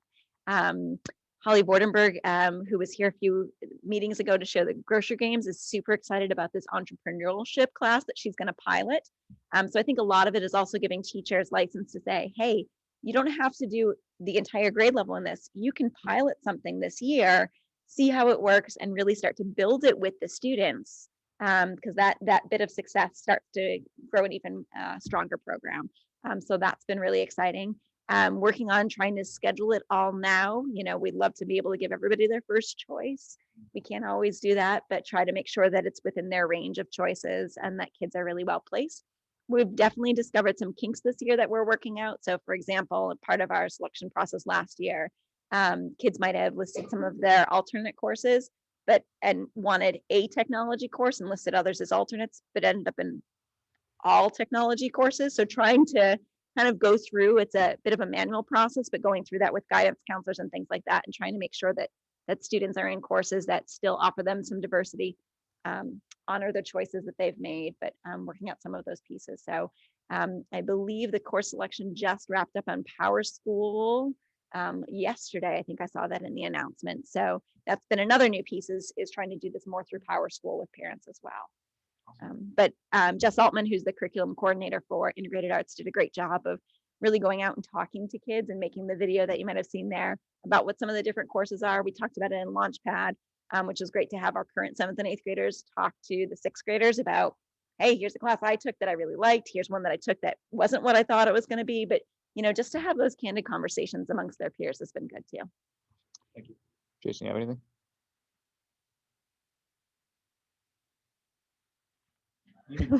Cameron. That's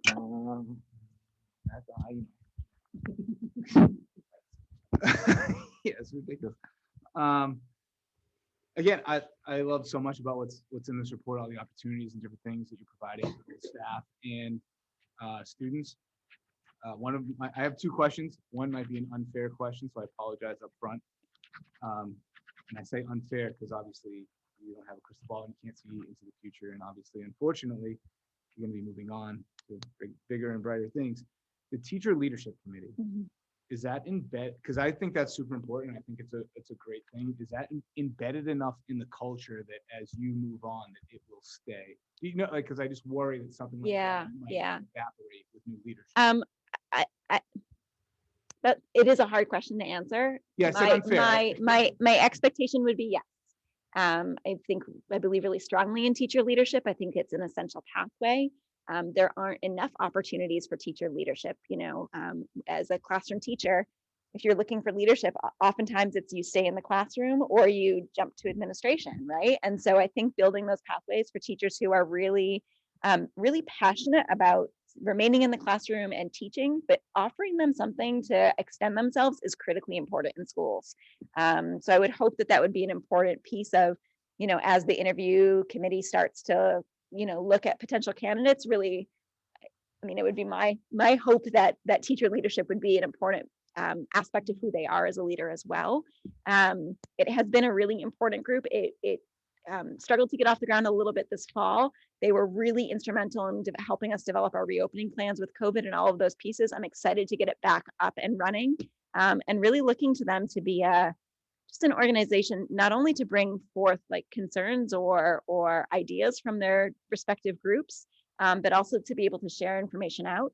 I think communication is always so critical in schools and something that we are constantly working on. I think it is, you guys would probably agree with me that it is probably the hardest thing to get right. But I think that this can be really a vehicle to help do that.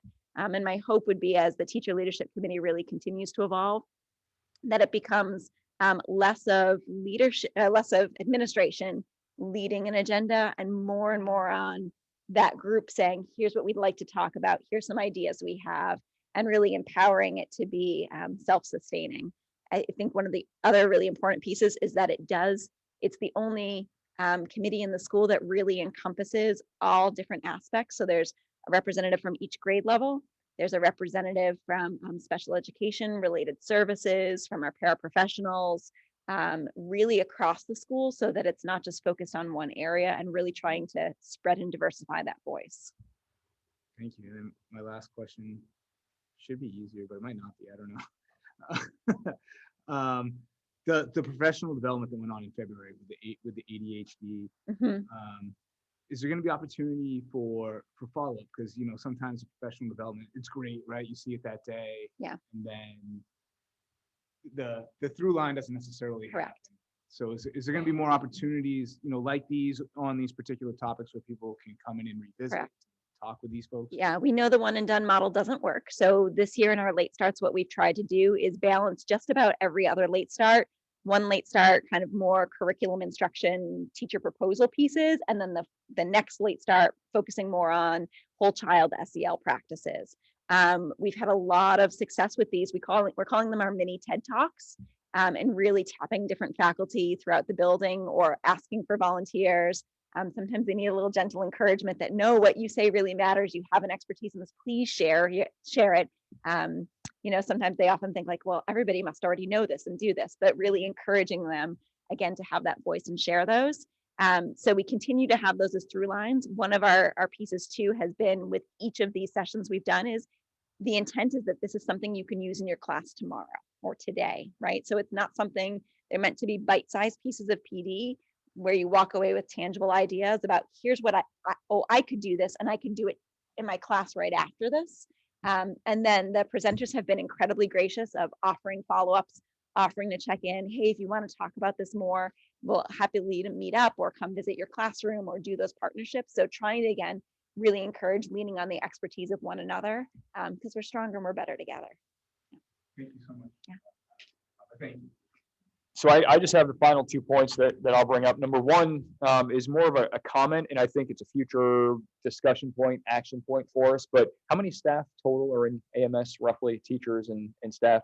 I have about 68 professional or AEA contract, Yep. And I think we're at, are you including like custodians? I'm lunch, including everything? the number of 278 staff absences. So where that 278 comes out of, it's just teachers and support specialists. About 120 staff members. Okay, so it's over 10% of your staff every day. We have 18 school days in February and 278 absence, almost 16 a day.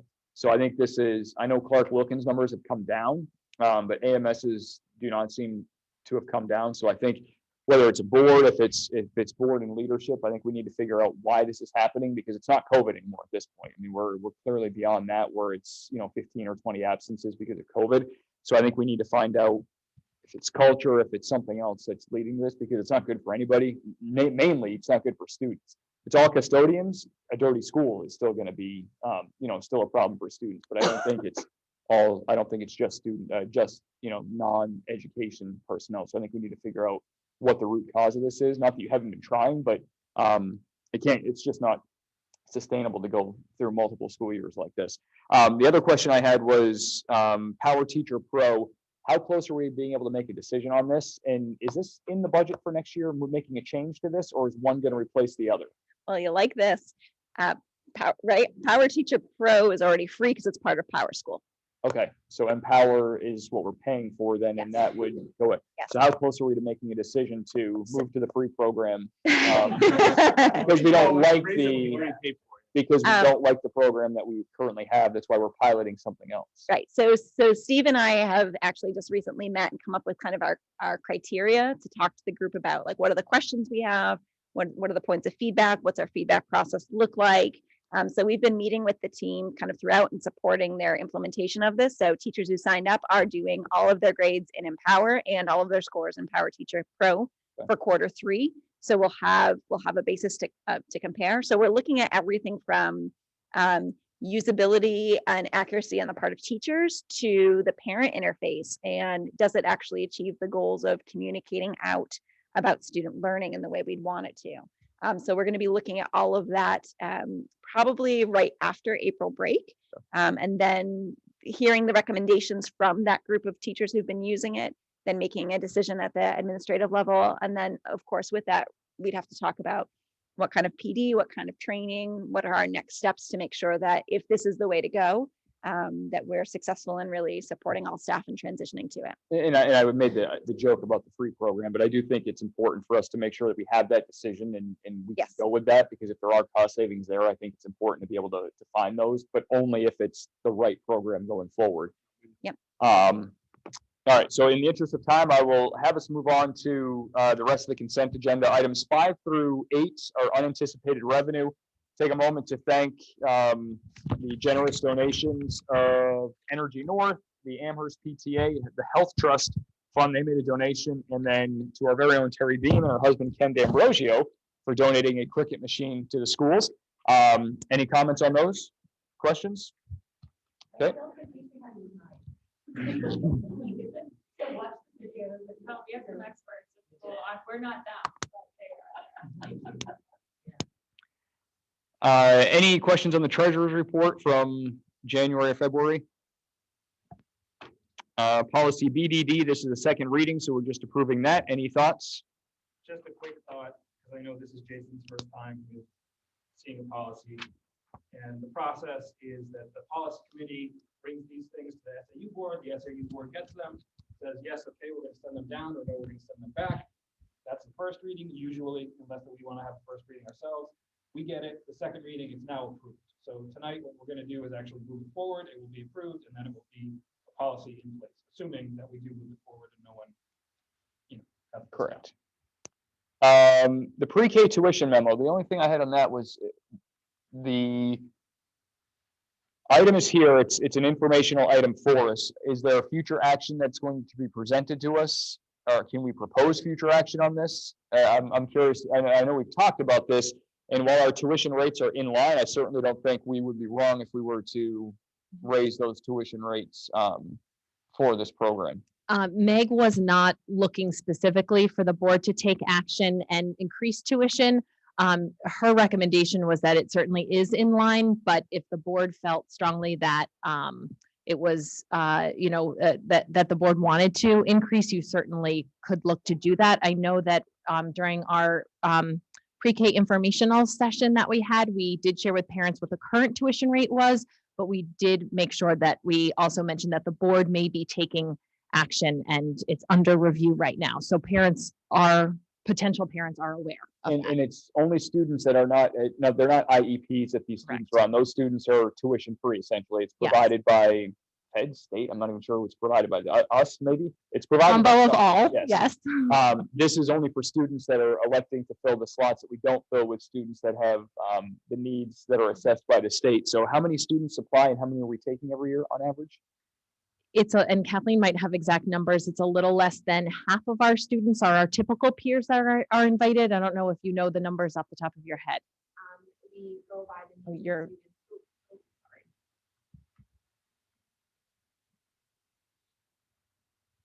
It depends. It goes by the needs of the students that are enrolled in the preschool for the special education services.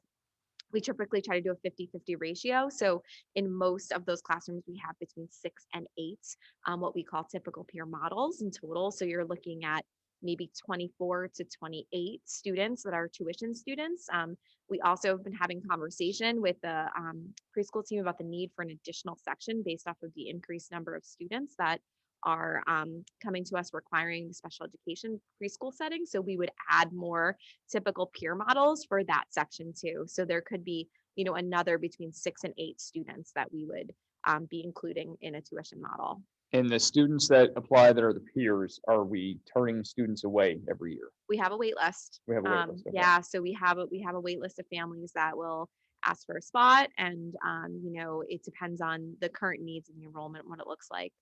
Sometimes, you know, I've been able to call families and pull them up off a wait list, you know, prior to the start of the year, but a lot of times families will call us and the wait list will be, you know, 8 to 10 families long. Okay. Thoughts from the board on this? Victoria? So I don't know that we want to necessarily take action this second, though I would say sooner rather than later, because if parents would probably want to know in the next month or two if tuition is going up. But I do think we are not particularly, not that we need to seek to be competitive with private schools, but the lowest rate we're seeing is 400 and we're at 240 and we have a wait list. So I am open to the idea of some sort of tuition increase, but of course, I'd like to hear the thoughts of the board as well.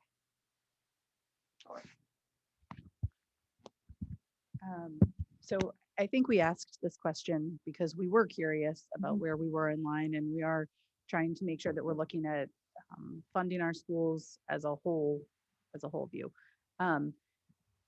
Where the schools are listed on this memo that we received from Meg, it says Amherst inclusive preschool, and then it just lists the other towns. Are the other town models also inclusive preschools?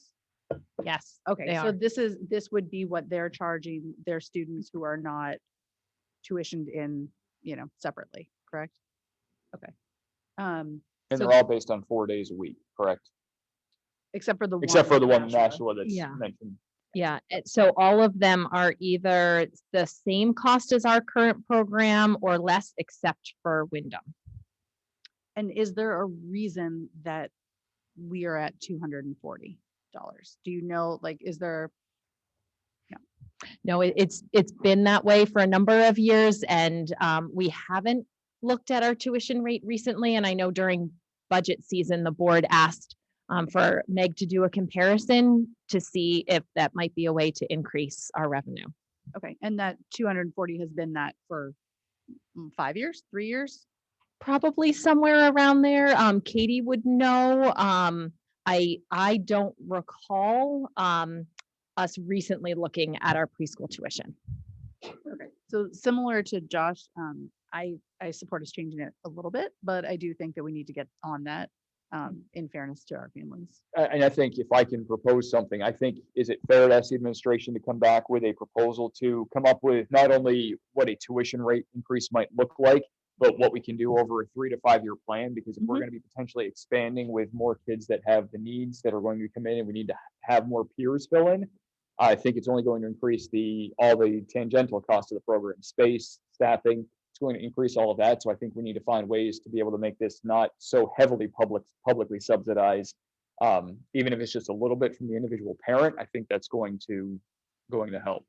So if we can, perfect.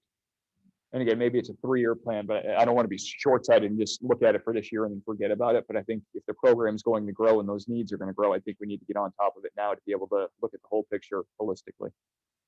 Tom, just to follow up with you on Yep. that, in that report, if we can look at what the cost is for us to have these students in-house, same as we talk about our special needs in or out of district, so that we have that information looking at it, that'd be great. Okay, the last 3 things, the NEWA winter report. Christine, any high level thoughts from you on this that you'd like to touch upon? Not too much. I didn't, I know we've gone in depth and the principals have already shared some of the work that they're doing already. Kathleen shared a little bit about the MTSSB work that's happening, especially, really starting that work in kindergarten, which is where we saw the need, really based on our assessment results. So we've been looking deeply at our NWEA scores, working closely with building leadership and our MTSS teams to review that data and then put pieces in place where needed, where, if after reflecting on those scores, we see that there's a need for support, we've been providing it there. Is that something that I think we could possibly talk about in May as well? You know, Yeah. to provide that further analysis on it. Are you Absolutely. good waiting? Go ahead. Yep. So my question, when I looked at these reports that you included, the largest gap, we have some kindergarten gaps. It's the same in math and reading. Yes. In the fact that we are piloting math programs, our grade 2 seems to be the biggest gap with math. Is there a reason? Yeah. Grade 2, we have the highest number of new students that came to us this year in second grade, and a majority of those, or a good portion, I would say, of those new students were remote in other states last year. So they had a very different educational experience than even our own remote students did last year. So we're seeing, areas across the board that have required a little bit more support. I know, Kathleen, do you have anything else? I hope I contextualize that. Yeah, absolutely. I think you did a great job with that. So thank you, Christine. But I would add that we've also had lots of conversations with the second grade teachers about their students, and in particular, looking at that math block, we've had the opportunity to kind of restructure some of the tier 2 intervention. We found out for scheduling purposes that there were some times that students were being pulled when, they weren't able to easily transition back into the classroom for the duration of the rest of the math block. So we've made some schedule adjustments there. The flexibility of having the 2 math interventionists at Wilkins this year has really helped us. So we've been able to do a little bit more push in or pick up kids that maybe weren't flagged for MEWA or AIMSWA, but were flagged because of classroom teacher assessment information too, to provide some ongoing support. So I think that team is really working closely with the classroom teachers to flex and change as students kind of progress. But we did have to make a few more changes in grade 2 this year as well. And I just wanted to note that those new students, they wouldn't have been in our fall results because they were new to us. So those students, took the assessment in the fall, but the growth scores wouldn't have been reported till this winter. And often if students come to us from other states and other districts, their curriculum might have been a different experience, and especially with disrupted learning last year, some of our students had a very different experience. And I think, when we talk in May on it, I think it'd be good to know the kindergarten aspect too, 'cause those in math and reading those numbers. And I know that we were concerned in reading with, some of the mass progress, the mass inhibitions that were created for reading. You had mentioned that in October when we talked about it in November. So what that plan is for those kids with, with numbers that are down across the board in both areas. So. Last 2 things, the facilities update. Any questions on that? Terry? Oh, look at that, first try this time. All right. Actually, I just wanted to call out Rick Braun and Roger Preston for once again saving the day when we had pipes bursting. Water is not our friend in the Amherst School District. Fire and water, both are bad.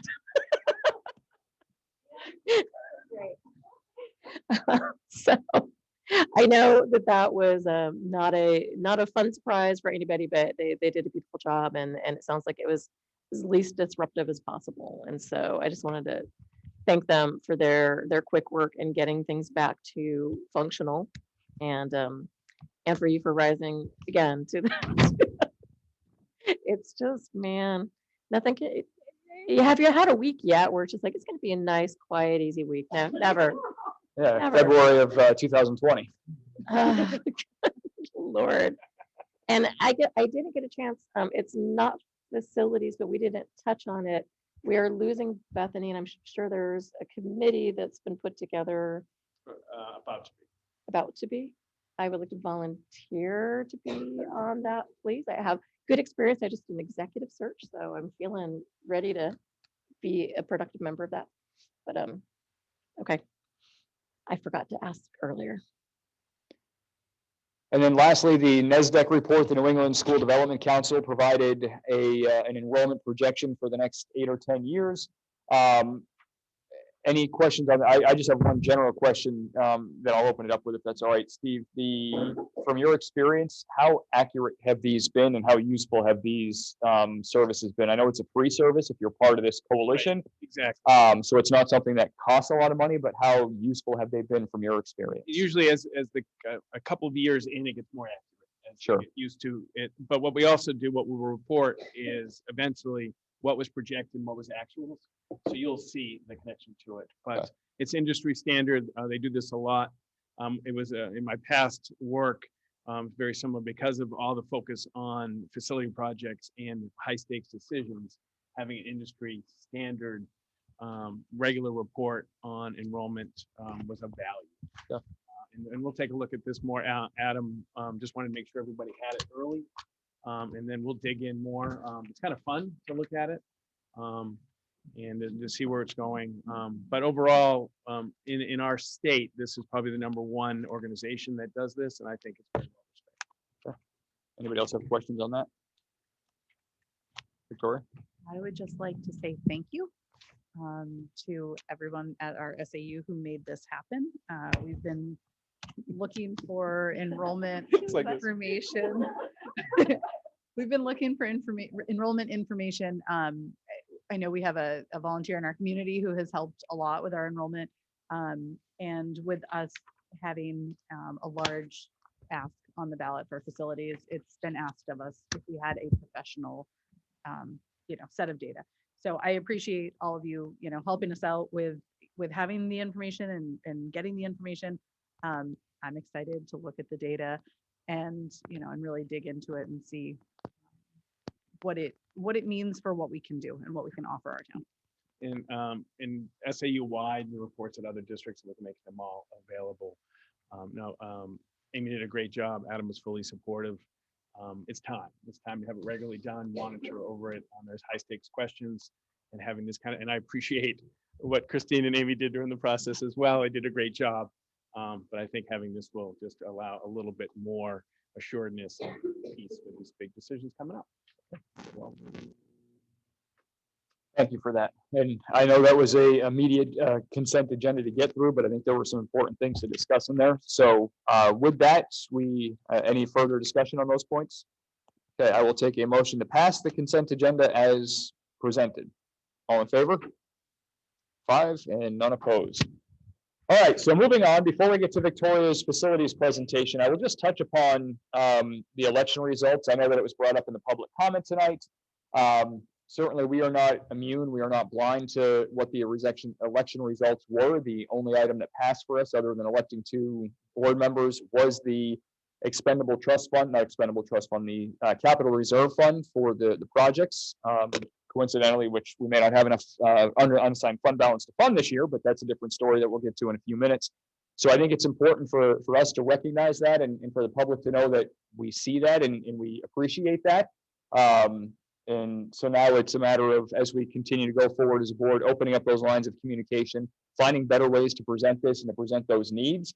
And I think that it starts off obviously with our contract negotiations, not only with the AEA, the one that was rejected by voters, but also with the ASSA. We can Monday morning quarterback a trailer article all we want. The board made a decision at the time.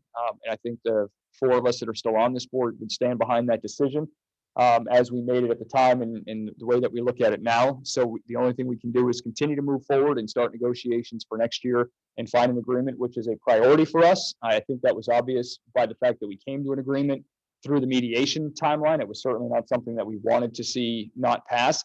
Had we done that, we could have very easily slowed down negotiations and not come to an agreement. So I think that was highlighted our commitment to coming to an agreement. And I think our goal will be the same this summer and this fall as we work with the AEA and the ASSA to come to agreements that we can put on the ballot for next March as well. So with that, Victoria, I will turn it over to you. As we continue to go through, we can talk about the facilities, and then we'll go through with the default budget and take a look at the next steps for us as we move forward, unless anybody else has any comments about past items. But I think, at this point, it's, we can move forward unless anybody has any comments they want to add. this is what you wanted, right? Yep, this is what I wanted. Thank you. Victoria, I will turn it over to you then. Yep. So we, like you said, the facilities were one of several things on the ballot. We have found ourselves, if you want to go to slide 2, these are the results from voting day. We found Article 12, the facilities bond, and Article 13, solar technology, both failed. You can go to the next one. And that brings us to what are our next steps. I think it's important to note that something we might not say, but all of us know, is that this failing does not mean that we stop and that we don't have facility problems in our schools that need to be addressed. What it does mean and what it would have meant had it passed is that we continue to engage several different groups. So first up is engaging with the community. Our partners at DEW Construction have volunteered to help support us through listening sessions that we will host a variety. We're going to host on, the idea is to host one day, to host a Zoom session, to host at the library, and to host in the evening. Essentially, literally a listening session. We will sit and we will listen to all of the ideas that the community wants to bring forth. Obviously, the most obvious way for the community to give us their opinion is to vote no on a ballot. We are really hoping that people are willing to come out and talk to us about their thoughts moving forward. Second, obviously, we're going to need to do a survey, which, you know, we do surveys all the time here in this district. So that will be something that we also need to work on and put out to the community in a variety of ways. Second up there is to engage DEW and Banwell Architects. We have begun doing this as our project team and need a little bit more time to be able to present those in a more formal way to the board in May.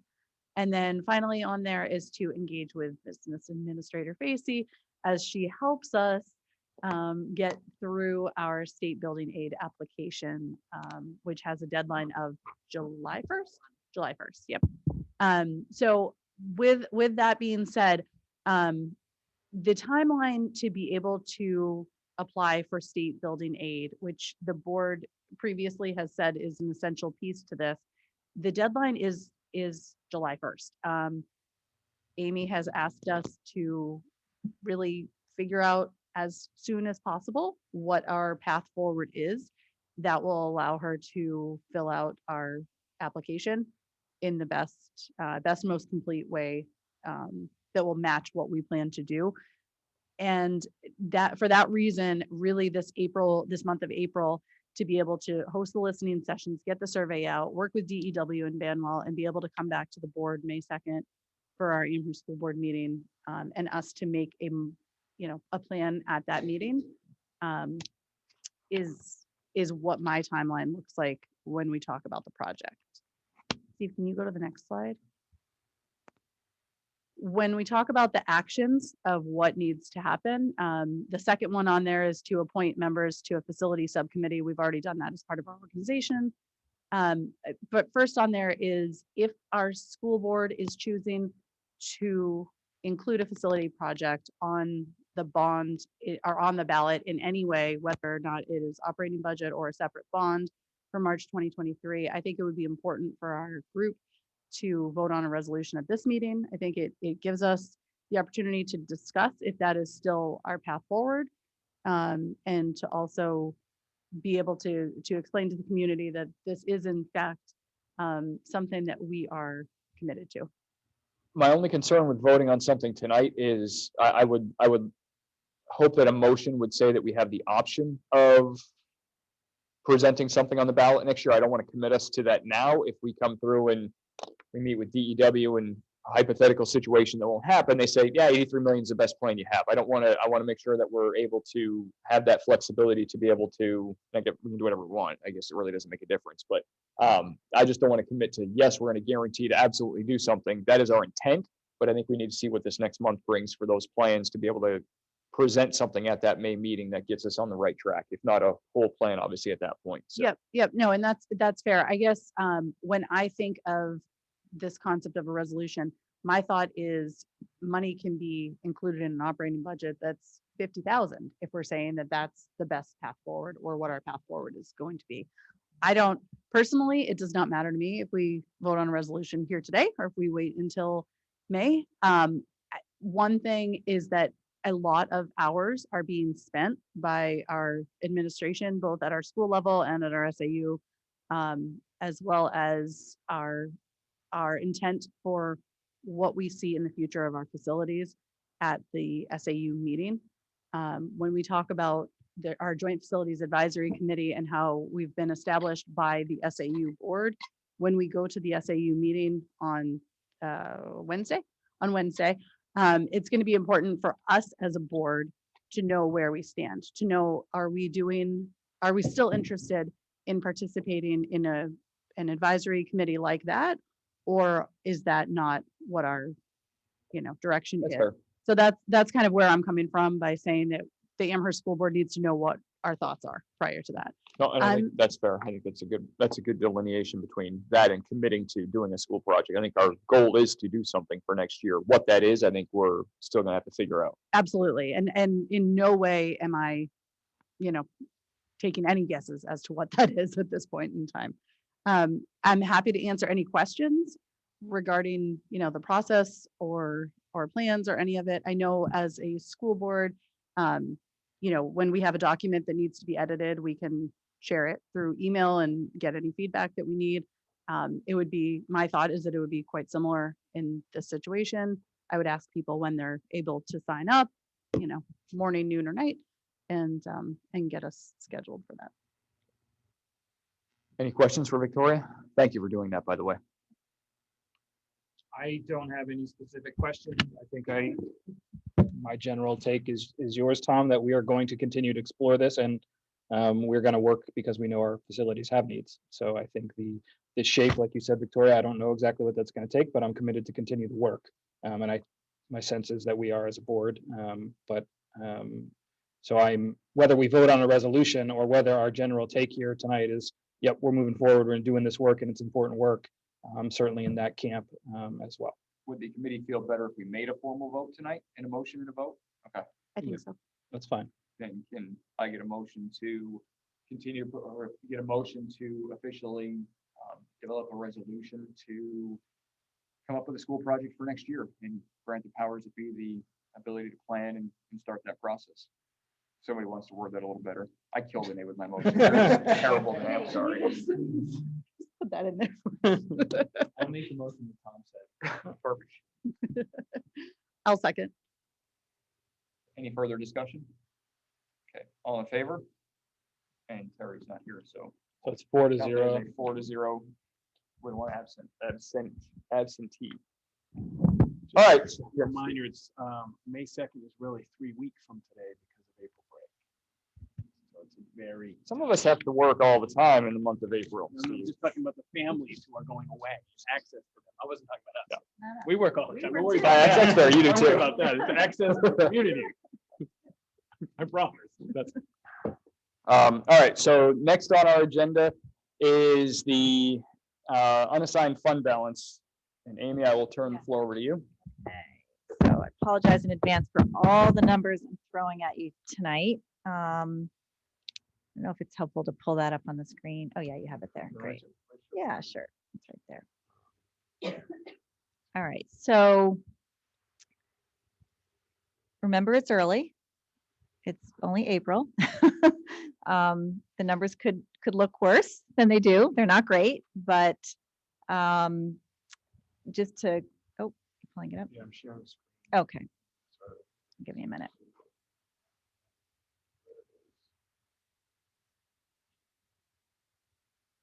So as you recall, we did put a freeze on the Amherst School District budget, and for good reason. There we go. Yep. Okay. So basically the process to come up with the unassigned fund balance projections is to look at the revenues budget and the expenditures budget, which obviously will match the total year-to-date revenues, the obligations and expenditures, what the balance is in both revenues and expenditures, and then do a deep dive into the different functions where we potentially look at potential savings for items that we might not need, other items where we are expecting to go over budget. So it is a projection at this point. We're presenting it this evening in April. We'll present it again in May and again in June. So just to sort of highlight some items for you. On the revenue side, the projections are looking quite good in the local revenues, primarily due to a return of surplus from Health Trust from prior year, as well as some revenue from the Hootie Hangout program that was that was run at the Clark Wilkins School when we didn't have an after school, or we were transitioning to a new after school program, say that. State revenues, we have received catastrophic aid in an amount more than we had budgeted. And then in federal revenues, Medicaid aid revenue was also received in a higher amount than what was budgeted. So that's a pretty significant revenues surplus. On the expenditure side, you can see highlighted in the brighter orange, those are items that are associated with special ed. And we knew that those were going over due to changes in student need. And that was primarily the drive and why we froze the budget earlier this year. So you'll see special ed, we're projecting a loss of about 87,000. That's primarily for out of district tuition.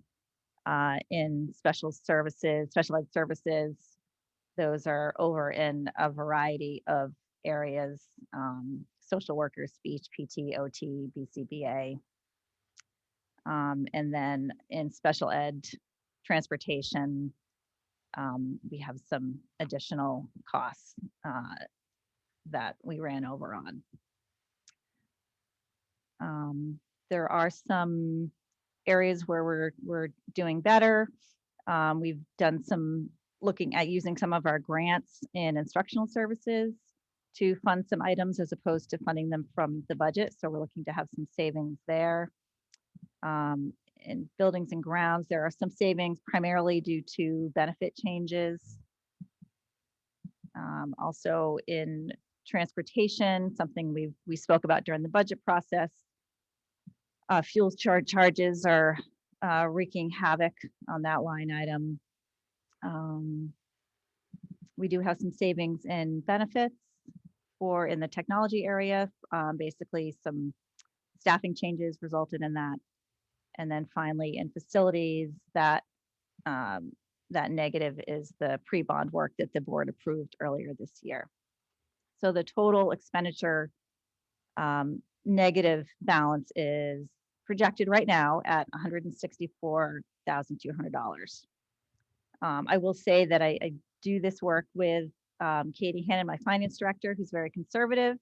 So what we don't want to do is come to you and paint you a rosy picture and then have a more negative picture later. So we're being as conservative as possible, but just really trying to give you what we see at this time.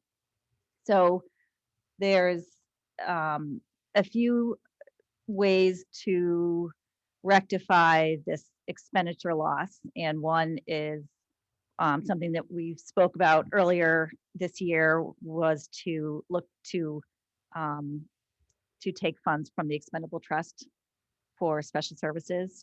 So we just put in here as a potential recommendation of $200,000, which would cover the special services losses that we're projecting as of right now.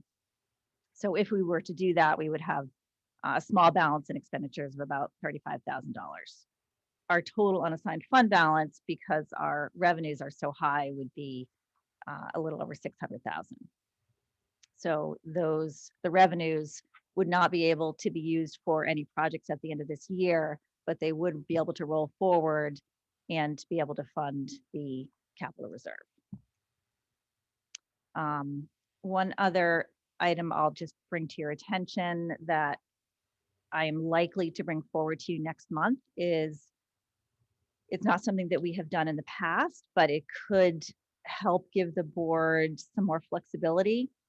And that's to have a public hearing to receive the unanticipated revenue from Health Trust. And that way the board could decide if you want to use that to offset the expenditures and not use the special ed capital reserve. So you wouldn't have to, but if we hold a public hearing, you accept those revenues, then you would be able to potentially use those prior to the end of the year. So it just provides you some more options. So my question on that would be, where does that money go from health trust normally? It would be returned to the taxpayer. Return to the taxpayer. Yep. Okay. Yep. And you would still have that option. Okay. This would just give you the option to decide. Okay. And you would need to make that decision in June. But I would recommend, if we do hold a public hearing, to do it in May, and then you can make your final decision on what you want to do in June. Victoria?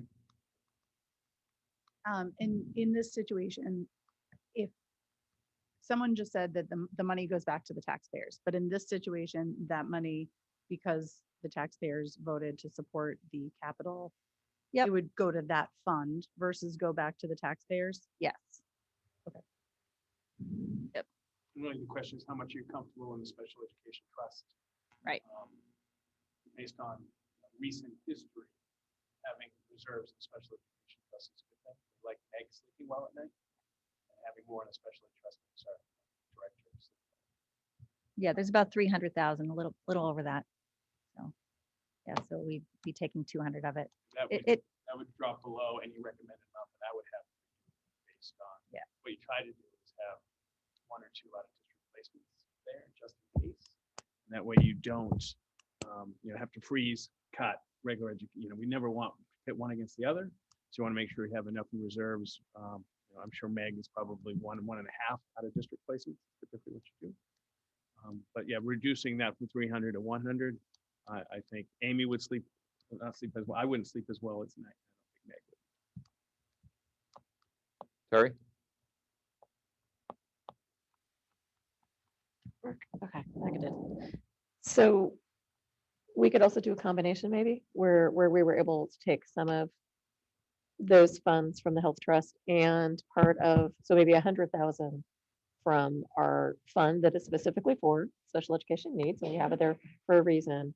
And then maybe put those two together so that we don't drain that fund quite so low, because we don't have anything this year. Normally we were building it up to a good amount. We were doing 50,000 every year until it got to a decent amount. And now it's where we want it to be. So then probably next year we would add a warrant back to say, hey, we need to replenish it. So, Yep. So Yeah, if you we can really do whatever you want. But we could do that. We could. You do a could do that. combination. Yes. I mean, for simplicity's sake, I would recommend the public hearing to accept all of the revenue. Right. And in May, and then in June, you can make your Decide final how to- decision. At that point, Okay. these numbers will be more solidified as well, because a lot can happen over the next few months. So, yeah. So you'll have, the best possible projections that we can give you at that point, and you'll have that revenue as a possibility, and then you can really make, I think, your best judgment call on what to do with the special ed trust. We're gonna have a public hearing on copiers too. Yes, it's very exciting. Very exciting. Except for some revenue. I've been, Do it all at once. Brian and I have been working hard behind the scenes to solve our SAU-wide copier Big stuff. issues. Yeah. Yes, I know. Everyone's So excited. if we're going to host a public hearing in May anyway, at the May meeting. Yep. Do we want to just see if we have a motion to host a second, just to give ourselves options? I'm not a big fan of taking that money and utilizing it. That's why we have an expendable trust. And I think if we have to replenish it next year, it comes from unassigned fund balance, which I guess really isn't a whole lot different than what the health trust refund would be. Essentially, it's still money that's been appropriated and returned because of differences. But do we want to set a motion to host that public hearing next month as well, just to give ourselves the option? All right, can I get a motion for that then? Terry, take a second. I'll second. All right, second. you. Danae, do you need an actual motion, or do you have that? The motion is to host a public hearing in May to accept revenue from the rebates from the health trust fund. Is that accurate? Yes. Okay. As No, I'm as saying well that's as, what the- as well as unanticipated, okay, and in addition, I mean, it's two separate public hearings, right? For the copiers, or is it one? I think we can, it's all in. All in one? Okay, good. Unanticipated revenue. We'll make sure it's legal people. Yeah. Great. Any further discussion then? All right, all in favor? 5 and none opposed. Okay. Thank you, Amy, for that. Yep, thank you. I believe you're still I am. on the docket. I'm then. on for a bit. So next up, in a related conversation, is an update on the expenditures from the capital facilities reserve fund and the capital needs analysis plan. So this is really just providing you with information on what was presented to you earlier in the year for projects that Roger has been working on and what you had approved as potential, as the planned costs for that, which totaled a little over $83,000. We have some actual costs in a number of areas, and you'll see that filled in on the actual cost column, and then some savings that were generated, that were some that we're proposing and some that were actual savings. So in lieu of, or in conjunction with the conversation that we just had on potentially having less than what was approved to be put into the capital reserve, which was the 650, we're looking at potentially having some savings in some of the projects that were to be completed this year, so that we can pass those savings on to, or keeping those funds within the capital reserve. So those areas are the radio systems. We've done a little bit of a deep dive into those and are scaling back on some of that work, as maybe not necessarily needing to be funded in as high an amount as originally planned in all 3 schools, Clark Wilkins and AMS. And then in some very exciting news for, I think the second time in my history being involved in the schools, we are projecting a surplus in the school nutrition service program. Yes. Yeah, it's, and right.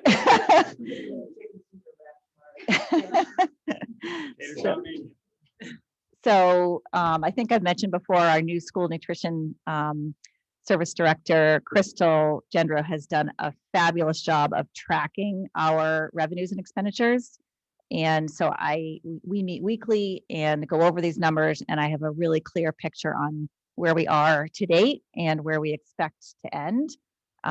It's going to be over $150,000 to $180,000 in surplus. So really exciting stuff. We have a number of equipment and repairs and items that we need to do. She's developing a plan for using those funds. We also are allowed to keep some of those funds in a reserve. So we're going to be doing that because it is likely that we are going back to paid lunches next year. It's not confirmed, but I would, we need to plan for both scenarios, but in case we do go back to paid lunches, we want to be able to maintain some of this surplus to be able to use going forward. So one of the items looping this back into the CNA was to have some kitchen appliances funded from the CNA. So we've moved that expense over to the food service surplus, taking it out of here, giving us some savings for this account. So those are really the main areas. So you'll see a savings of about $42,000 in what was originally planned, and a withdrawal of about $40,000. So Steve, if you go to the next slide, you'll probably recognize this format from the budget presentation. So what I did is I just did an adjustment to the withdrawal for what we're proposing, and I reduced the contribution to $600,000. Certainly that will change based on what the board decides to do with those, with the unassigned fund balance. But at least for now, this is the projection that I have for you. The FY24, Amy, the walls, spoilers, mechanical, is that AMS? That is AMS, I believe. Okay. My concern would be with facility projects, I would be hesitant to put any major additions like that into Clark Wilkins. Yeah. Not knowing what's gonna happen. Yep. I would prefer if we're gonna do it and it's needed, we would do it at AMS, knowing that that can be carried over from, the current facility, any renovation that might Yeah. be done in the future. Yeah. If there's And no renovation, that still needs to be done, right. so. And certainly the CNA needs to be adjusted based on what happens with the building Sure. project. But that's also why we come to you in the beginning of the year with the projects, and you have the option to say yes or no. This isn't what we want to do. So, yep. I have a question. This might be an ignorant question. I'm a little bit confused from what the auditor said. So with this, because if I heard the auditor correctly, he said we had a negative balance in food services, but That was FY21. okay, but so Yep. now, so we're gonna be able to use that money, the surplus, to pay, because I know you said we might have to write some things off, but we're gonna be able to use some of the surplus money to pay the. So, so you're talking about the, Yeah, the- right off. yeah. Yeah, okay. Gotcha. Yep. Yeah, because it was moved from a different fund. Yeah.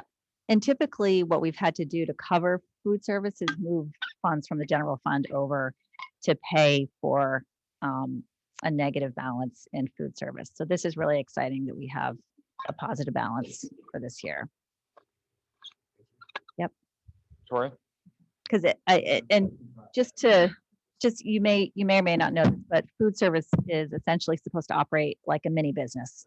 So it's supposed to net itself out. So So I was just gonna follow up on the food Yep. service portion. So Yep. I know that we've had discussions in the last, 3 years, and we've changed a couple things around and made sure that it is operating at a net zero, which is the goal. the goal. The goal. So now that it's, producing a surplus, are there certain parts that we are looking at to say, oh, that's why we're producing a surplus versus it just being luck? I mean, a lot of it is the volume, and because it's free this year. And yeah, and in the last, maybe it was a month or two ago, they increased the reimbursement amount also. So that's really helped. However, I will say that Crystal and I have, before we really had a handle on where we were with our projections, we have done a deep dive in all the districts to say, okay, what's our issue? Are we like for example, Sohegan, we're looking to increase revenue there. Their expenses are pretty tight. Amherst, we had some high labor costs. We're looking to, which are in line now with what we're producing, but that's something that we look at. We'll look at our labor costs. We'll also look at our repair line items.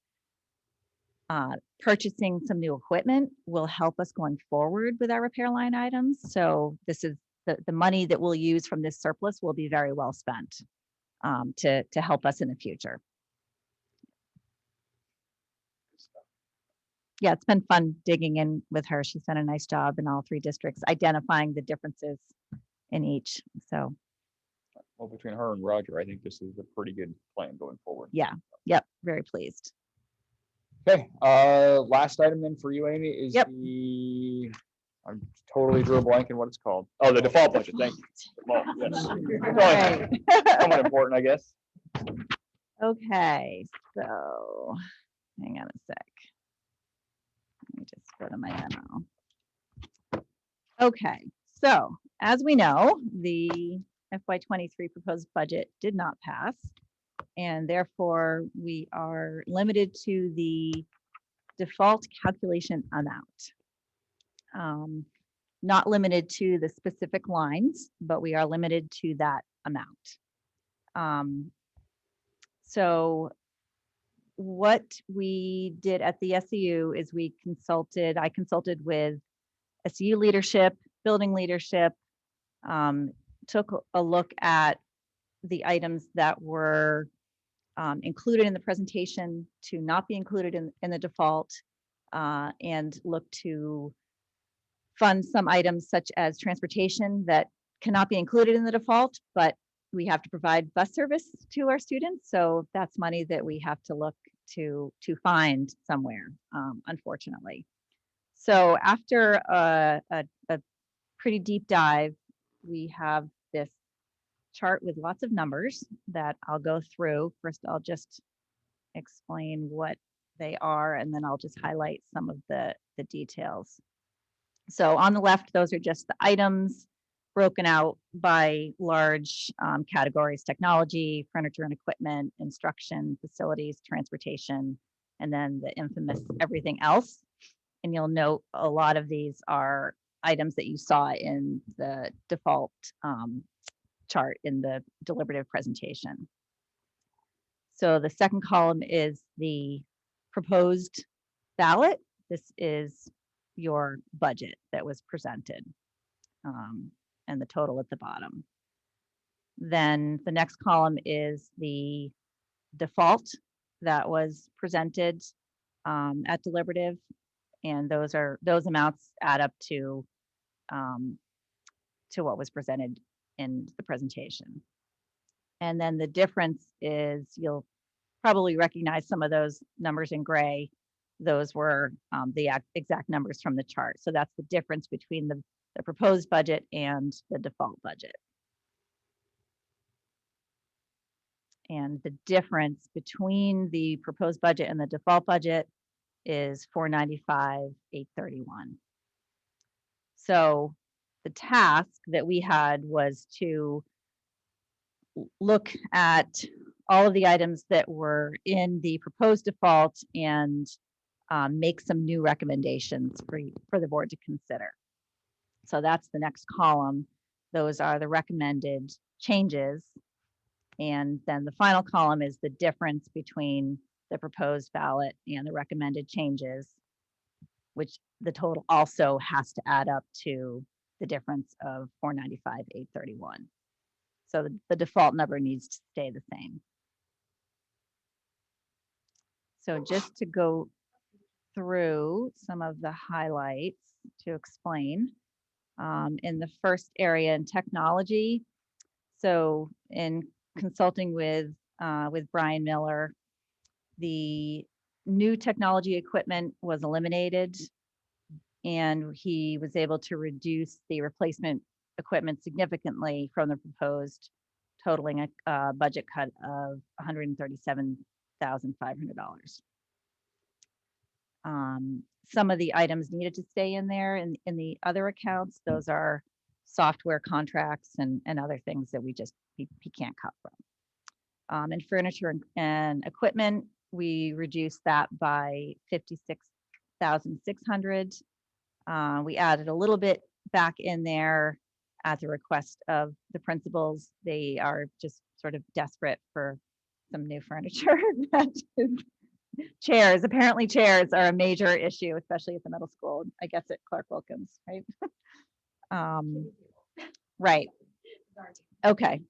The math pilot was deemed a priority and is being proposed to be funded.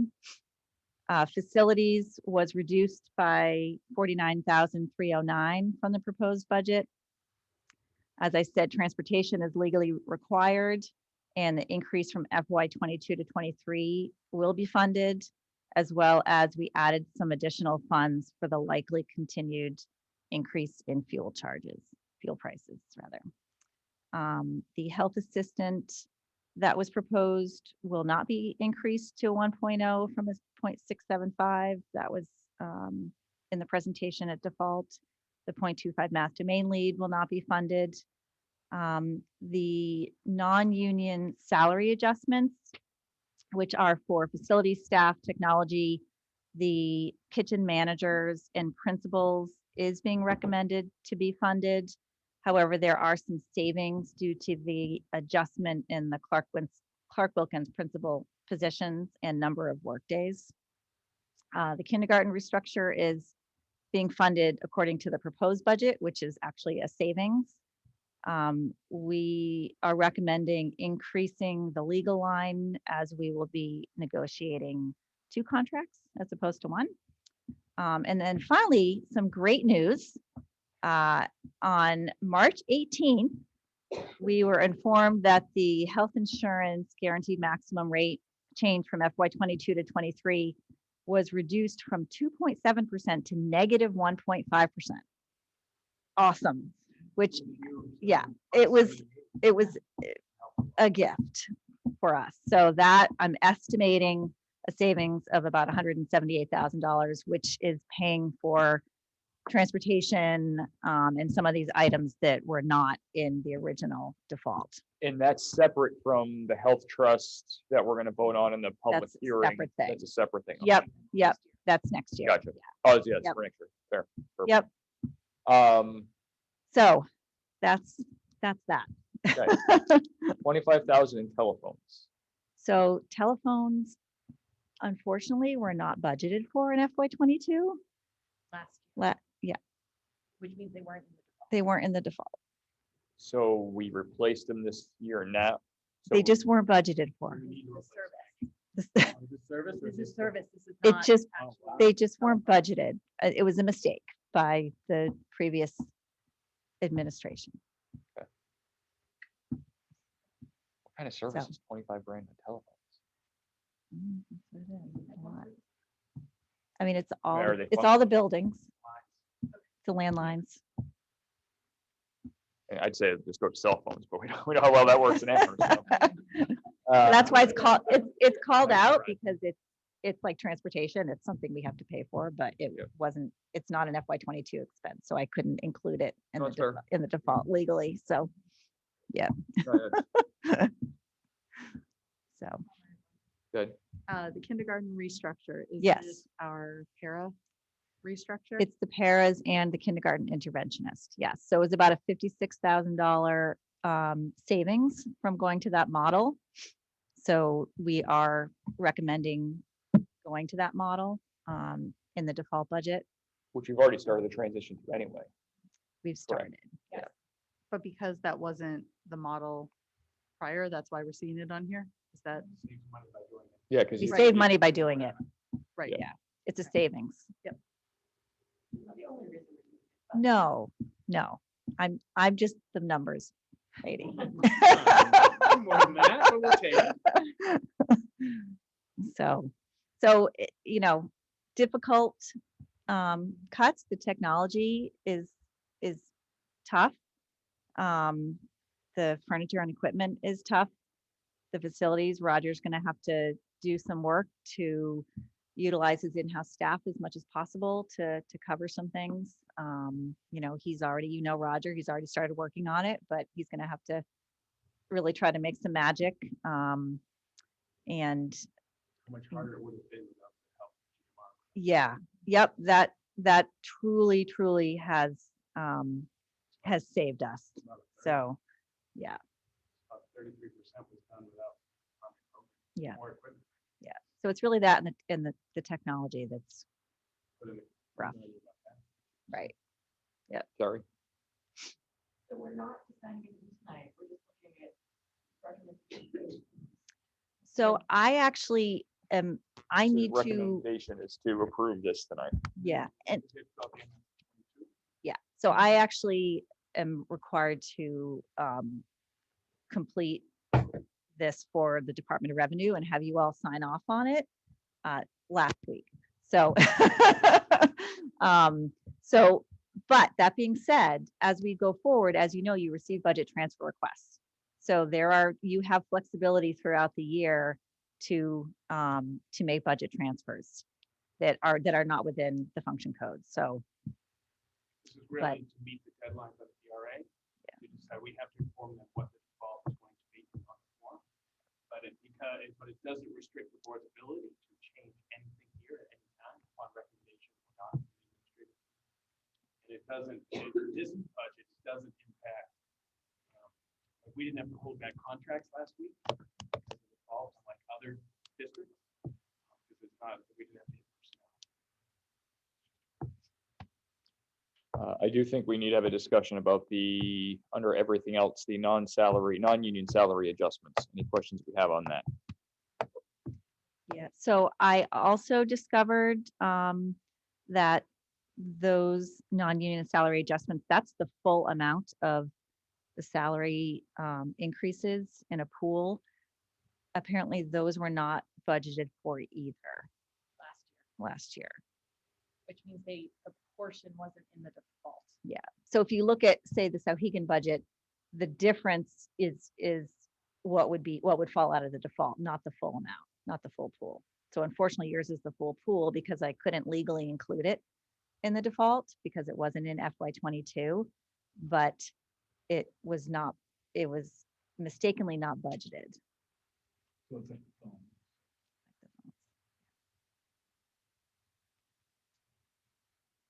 Victoria, you're going to say something?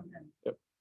So in many of our talks with many staff members, it has not been received well when staff members and administrators, or whatever that group we're calling, non-union salary employees, when one is receiving an increase and one is not. I think that's probably worthy of us discussing as a board. And I know as a board, we were excited to bring forth a contract with AEA, but with it now being voted down, I think it's important for us all to kind of weigh in on this before we sign off on that increase. And just as a reminder, ASSA will be receiving their increases according to their contract. Yeah, theirs is in their Yep. contract already. So Yep. my concern, I can see your point, Victoria, but my concern is twofold on this. I don't think that non-union members should be punished because the union vote didn't pass. I think that that's harsh on them. And then I bring up, I think, what if we don't come to an agreement next year? What if it gets voted down next year? Do we not give them a raise next year as well? At what point do we, I mean, they are different. They're not bargaining units per se, but the AEA as a bargaining unit is different than everyday at-will employees. I think that's what they're considered, correct, is at-will. And so I think for us not to recognize their work, maybe it's limiting the pool, maybe it's principals. I'm sorry you have to hear this. I guess theirs doesn't get affected because of the shift in their roles and the adjustments that are occurring naturally.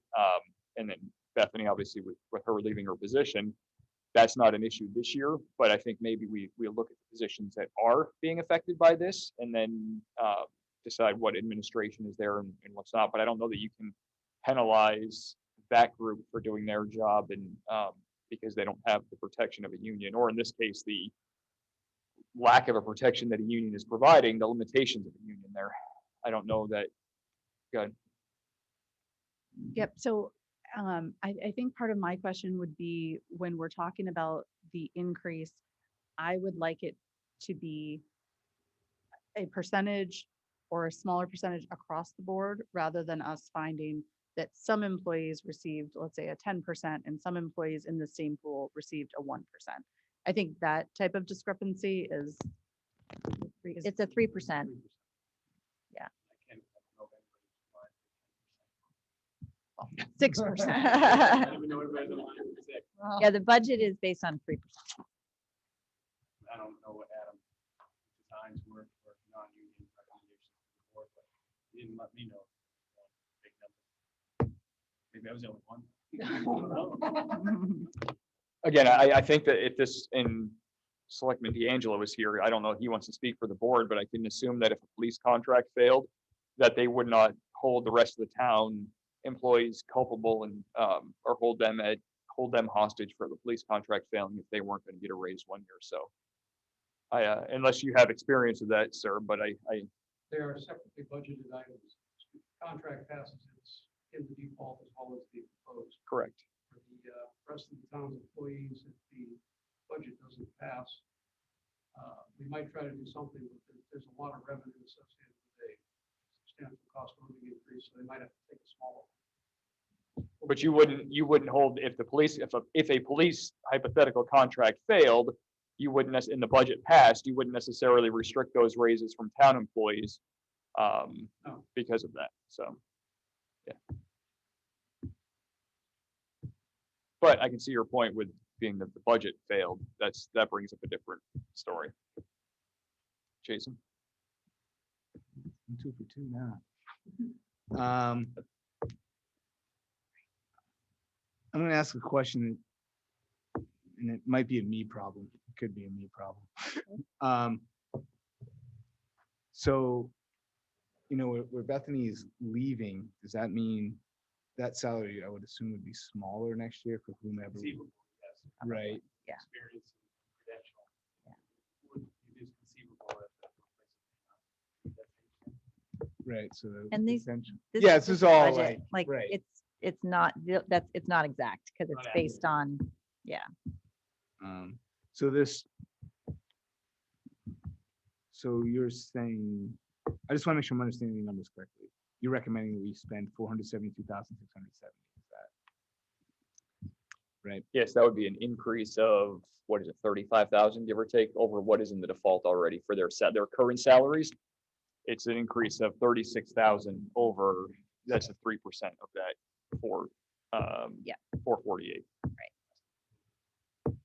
And so that includes like, you're talking about 3% raise for everybody. In that group. Yeah. I just want to make sure. Yep. I'm understanding. Thank you. Yep, sure. Great question. Yep. Sorry? Yeah, okay. So I just want to make sure I understand that if we bring anything to zero, I'm nervous making anything zero because then it doesn't give us the flexibility of being able to move things if we wanted to. So like right now, new equipment, you're recommending zero, or I would like at least $1 there, right? I would like something. So if we really needed to, we could. And same on for furniture. I'm going to tell you, I'm really, really uncomfortable taking out chairs and computers that I know can't hold a charge all day long. And that it's unsafe to have extension cords running across the room because we're all having to still stay plugged in to be able to use a tablet. So cutting technology, now that we know how important it is, having that always be our go-to that we cut makes me very uncomfortable. Cutting stuff that is, in my opinion, now a safety thing when you have equipment that is not safe. So unless we're going to say bring your own chair to school, we've got to have safe things for our students. And so having nothing in those areas makes me very uncomfortable. So we have replacement equipment. So that's where we would be able to replace the chairs and the other items that. So how does that differ from new? Because I just want to make sure that, again, if it's just $1, so that we have flexibility, seeing zero on anything makes me feel like it doesn't give us flexibility. Yeah, I mean, we can do that. I don't want us to just be inhibited later. Right. Because there was nothing. Okay. Is it that restrictive where if you have 100 computers now and 2 of them die, but you need 3 to replace them because you get 3 extra students, you can't buy that extra one, even though, but isn't it, as long as you have technology in the line item, you can add 3 computers if you lose 2? Yeah, obviously, there is a time where there is a zero you can't transfer in. I don't know if that's the stage at this stage of the budget development, but it's a question. I think Terry's point is I understand Terry's point, but if we have computers, whether we're replacing 100 that we have or we're replacing 99 and buying 2 new ones, I mean, to me it's word salad at that point. Well, that's okay. If it's just technology has to have a line item, and then I think we're okay. Yeah. So I wish I had a better answer. I haven't thought about it in this context. But there is the function of technology. That's not a zero. But we can always put more money. Yep. I appreciate that. I might be able to clarify how we've used the new versus replacement. Replacement has been, hey, if we currently have laptops for students and we need typically, to replace those, to make sure that we have enough in our cycle, even if we're purchasing, as Tom said, more than what we're actually disposing of, that still in the past has hit that replacement line. But if we're looking to buy a new technology, like we want to outfit every classroom with a flat screen TV instead of projectors, that would be new equipment because we don't own any of that in our district. So I think, Terry, you're right. Having zero, I think, could be a challenge for us to try to transfer to a line that has zero.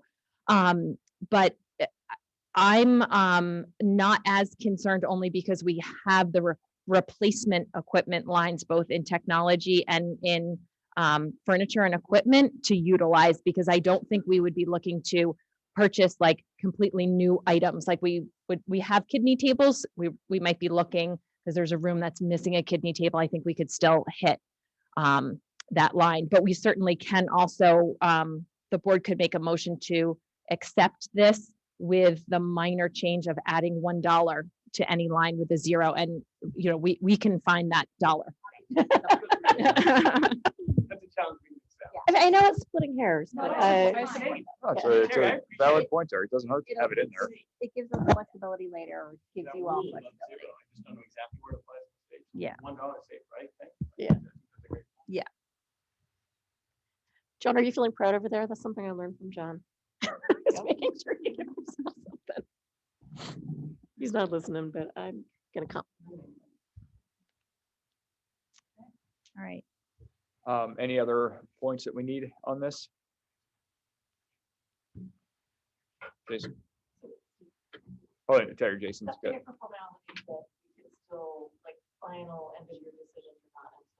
So you will, well, no, you'll be able to do budget transfers next year. Okay. Yeah, yeah. But I will be submitting to the DRA, and then you will be seeing the MS-22 to sign. So.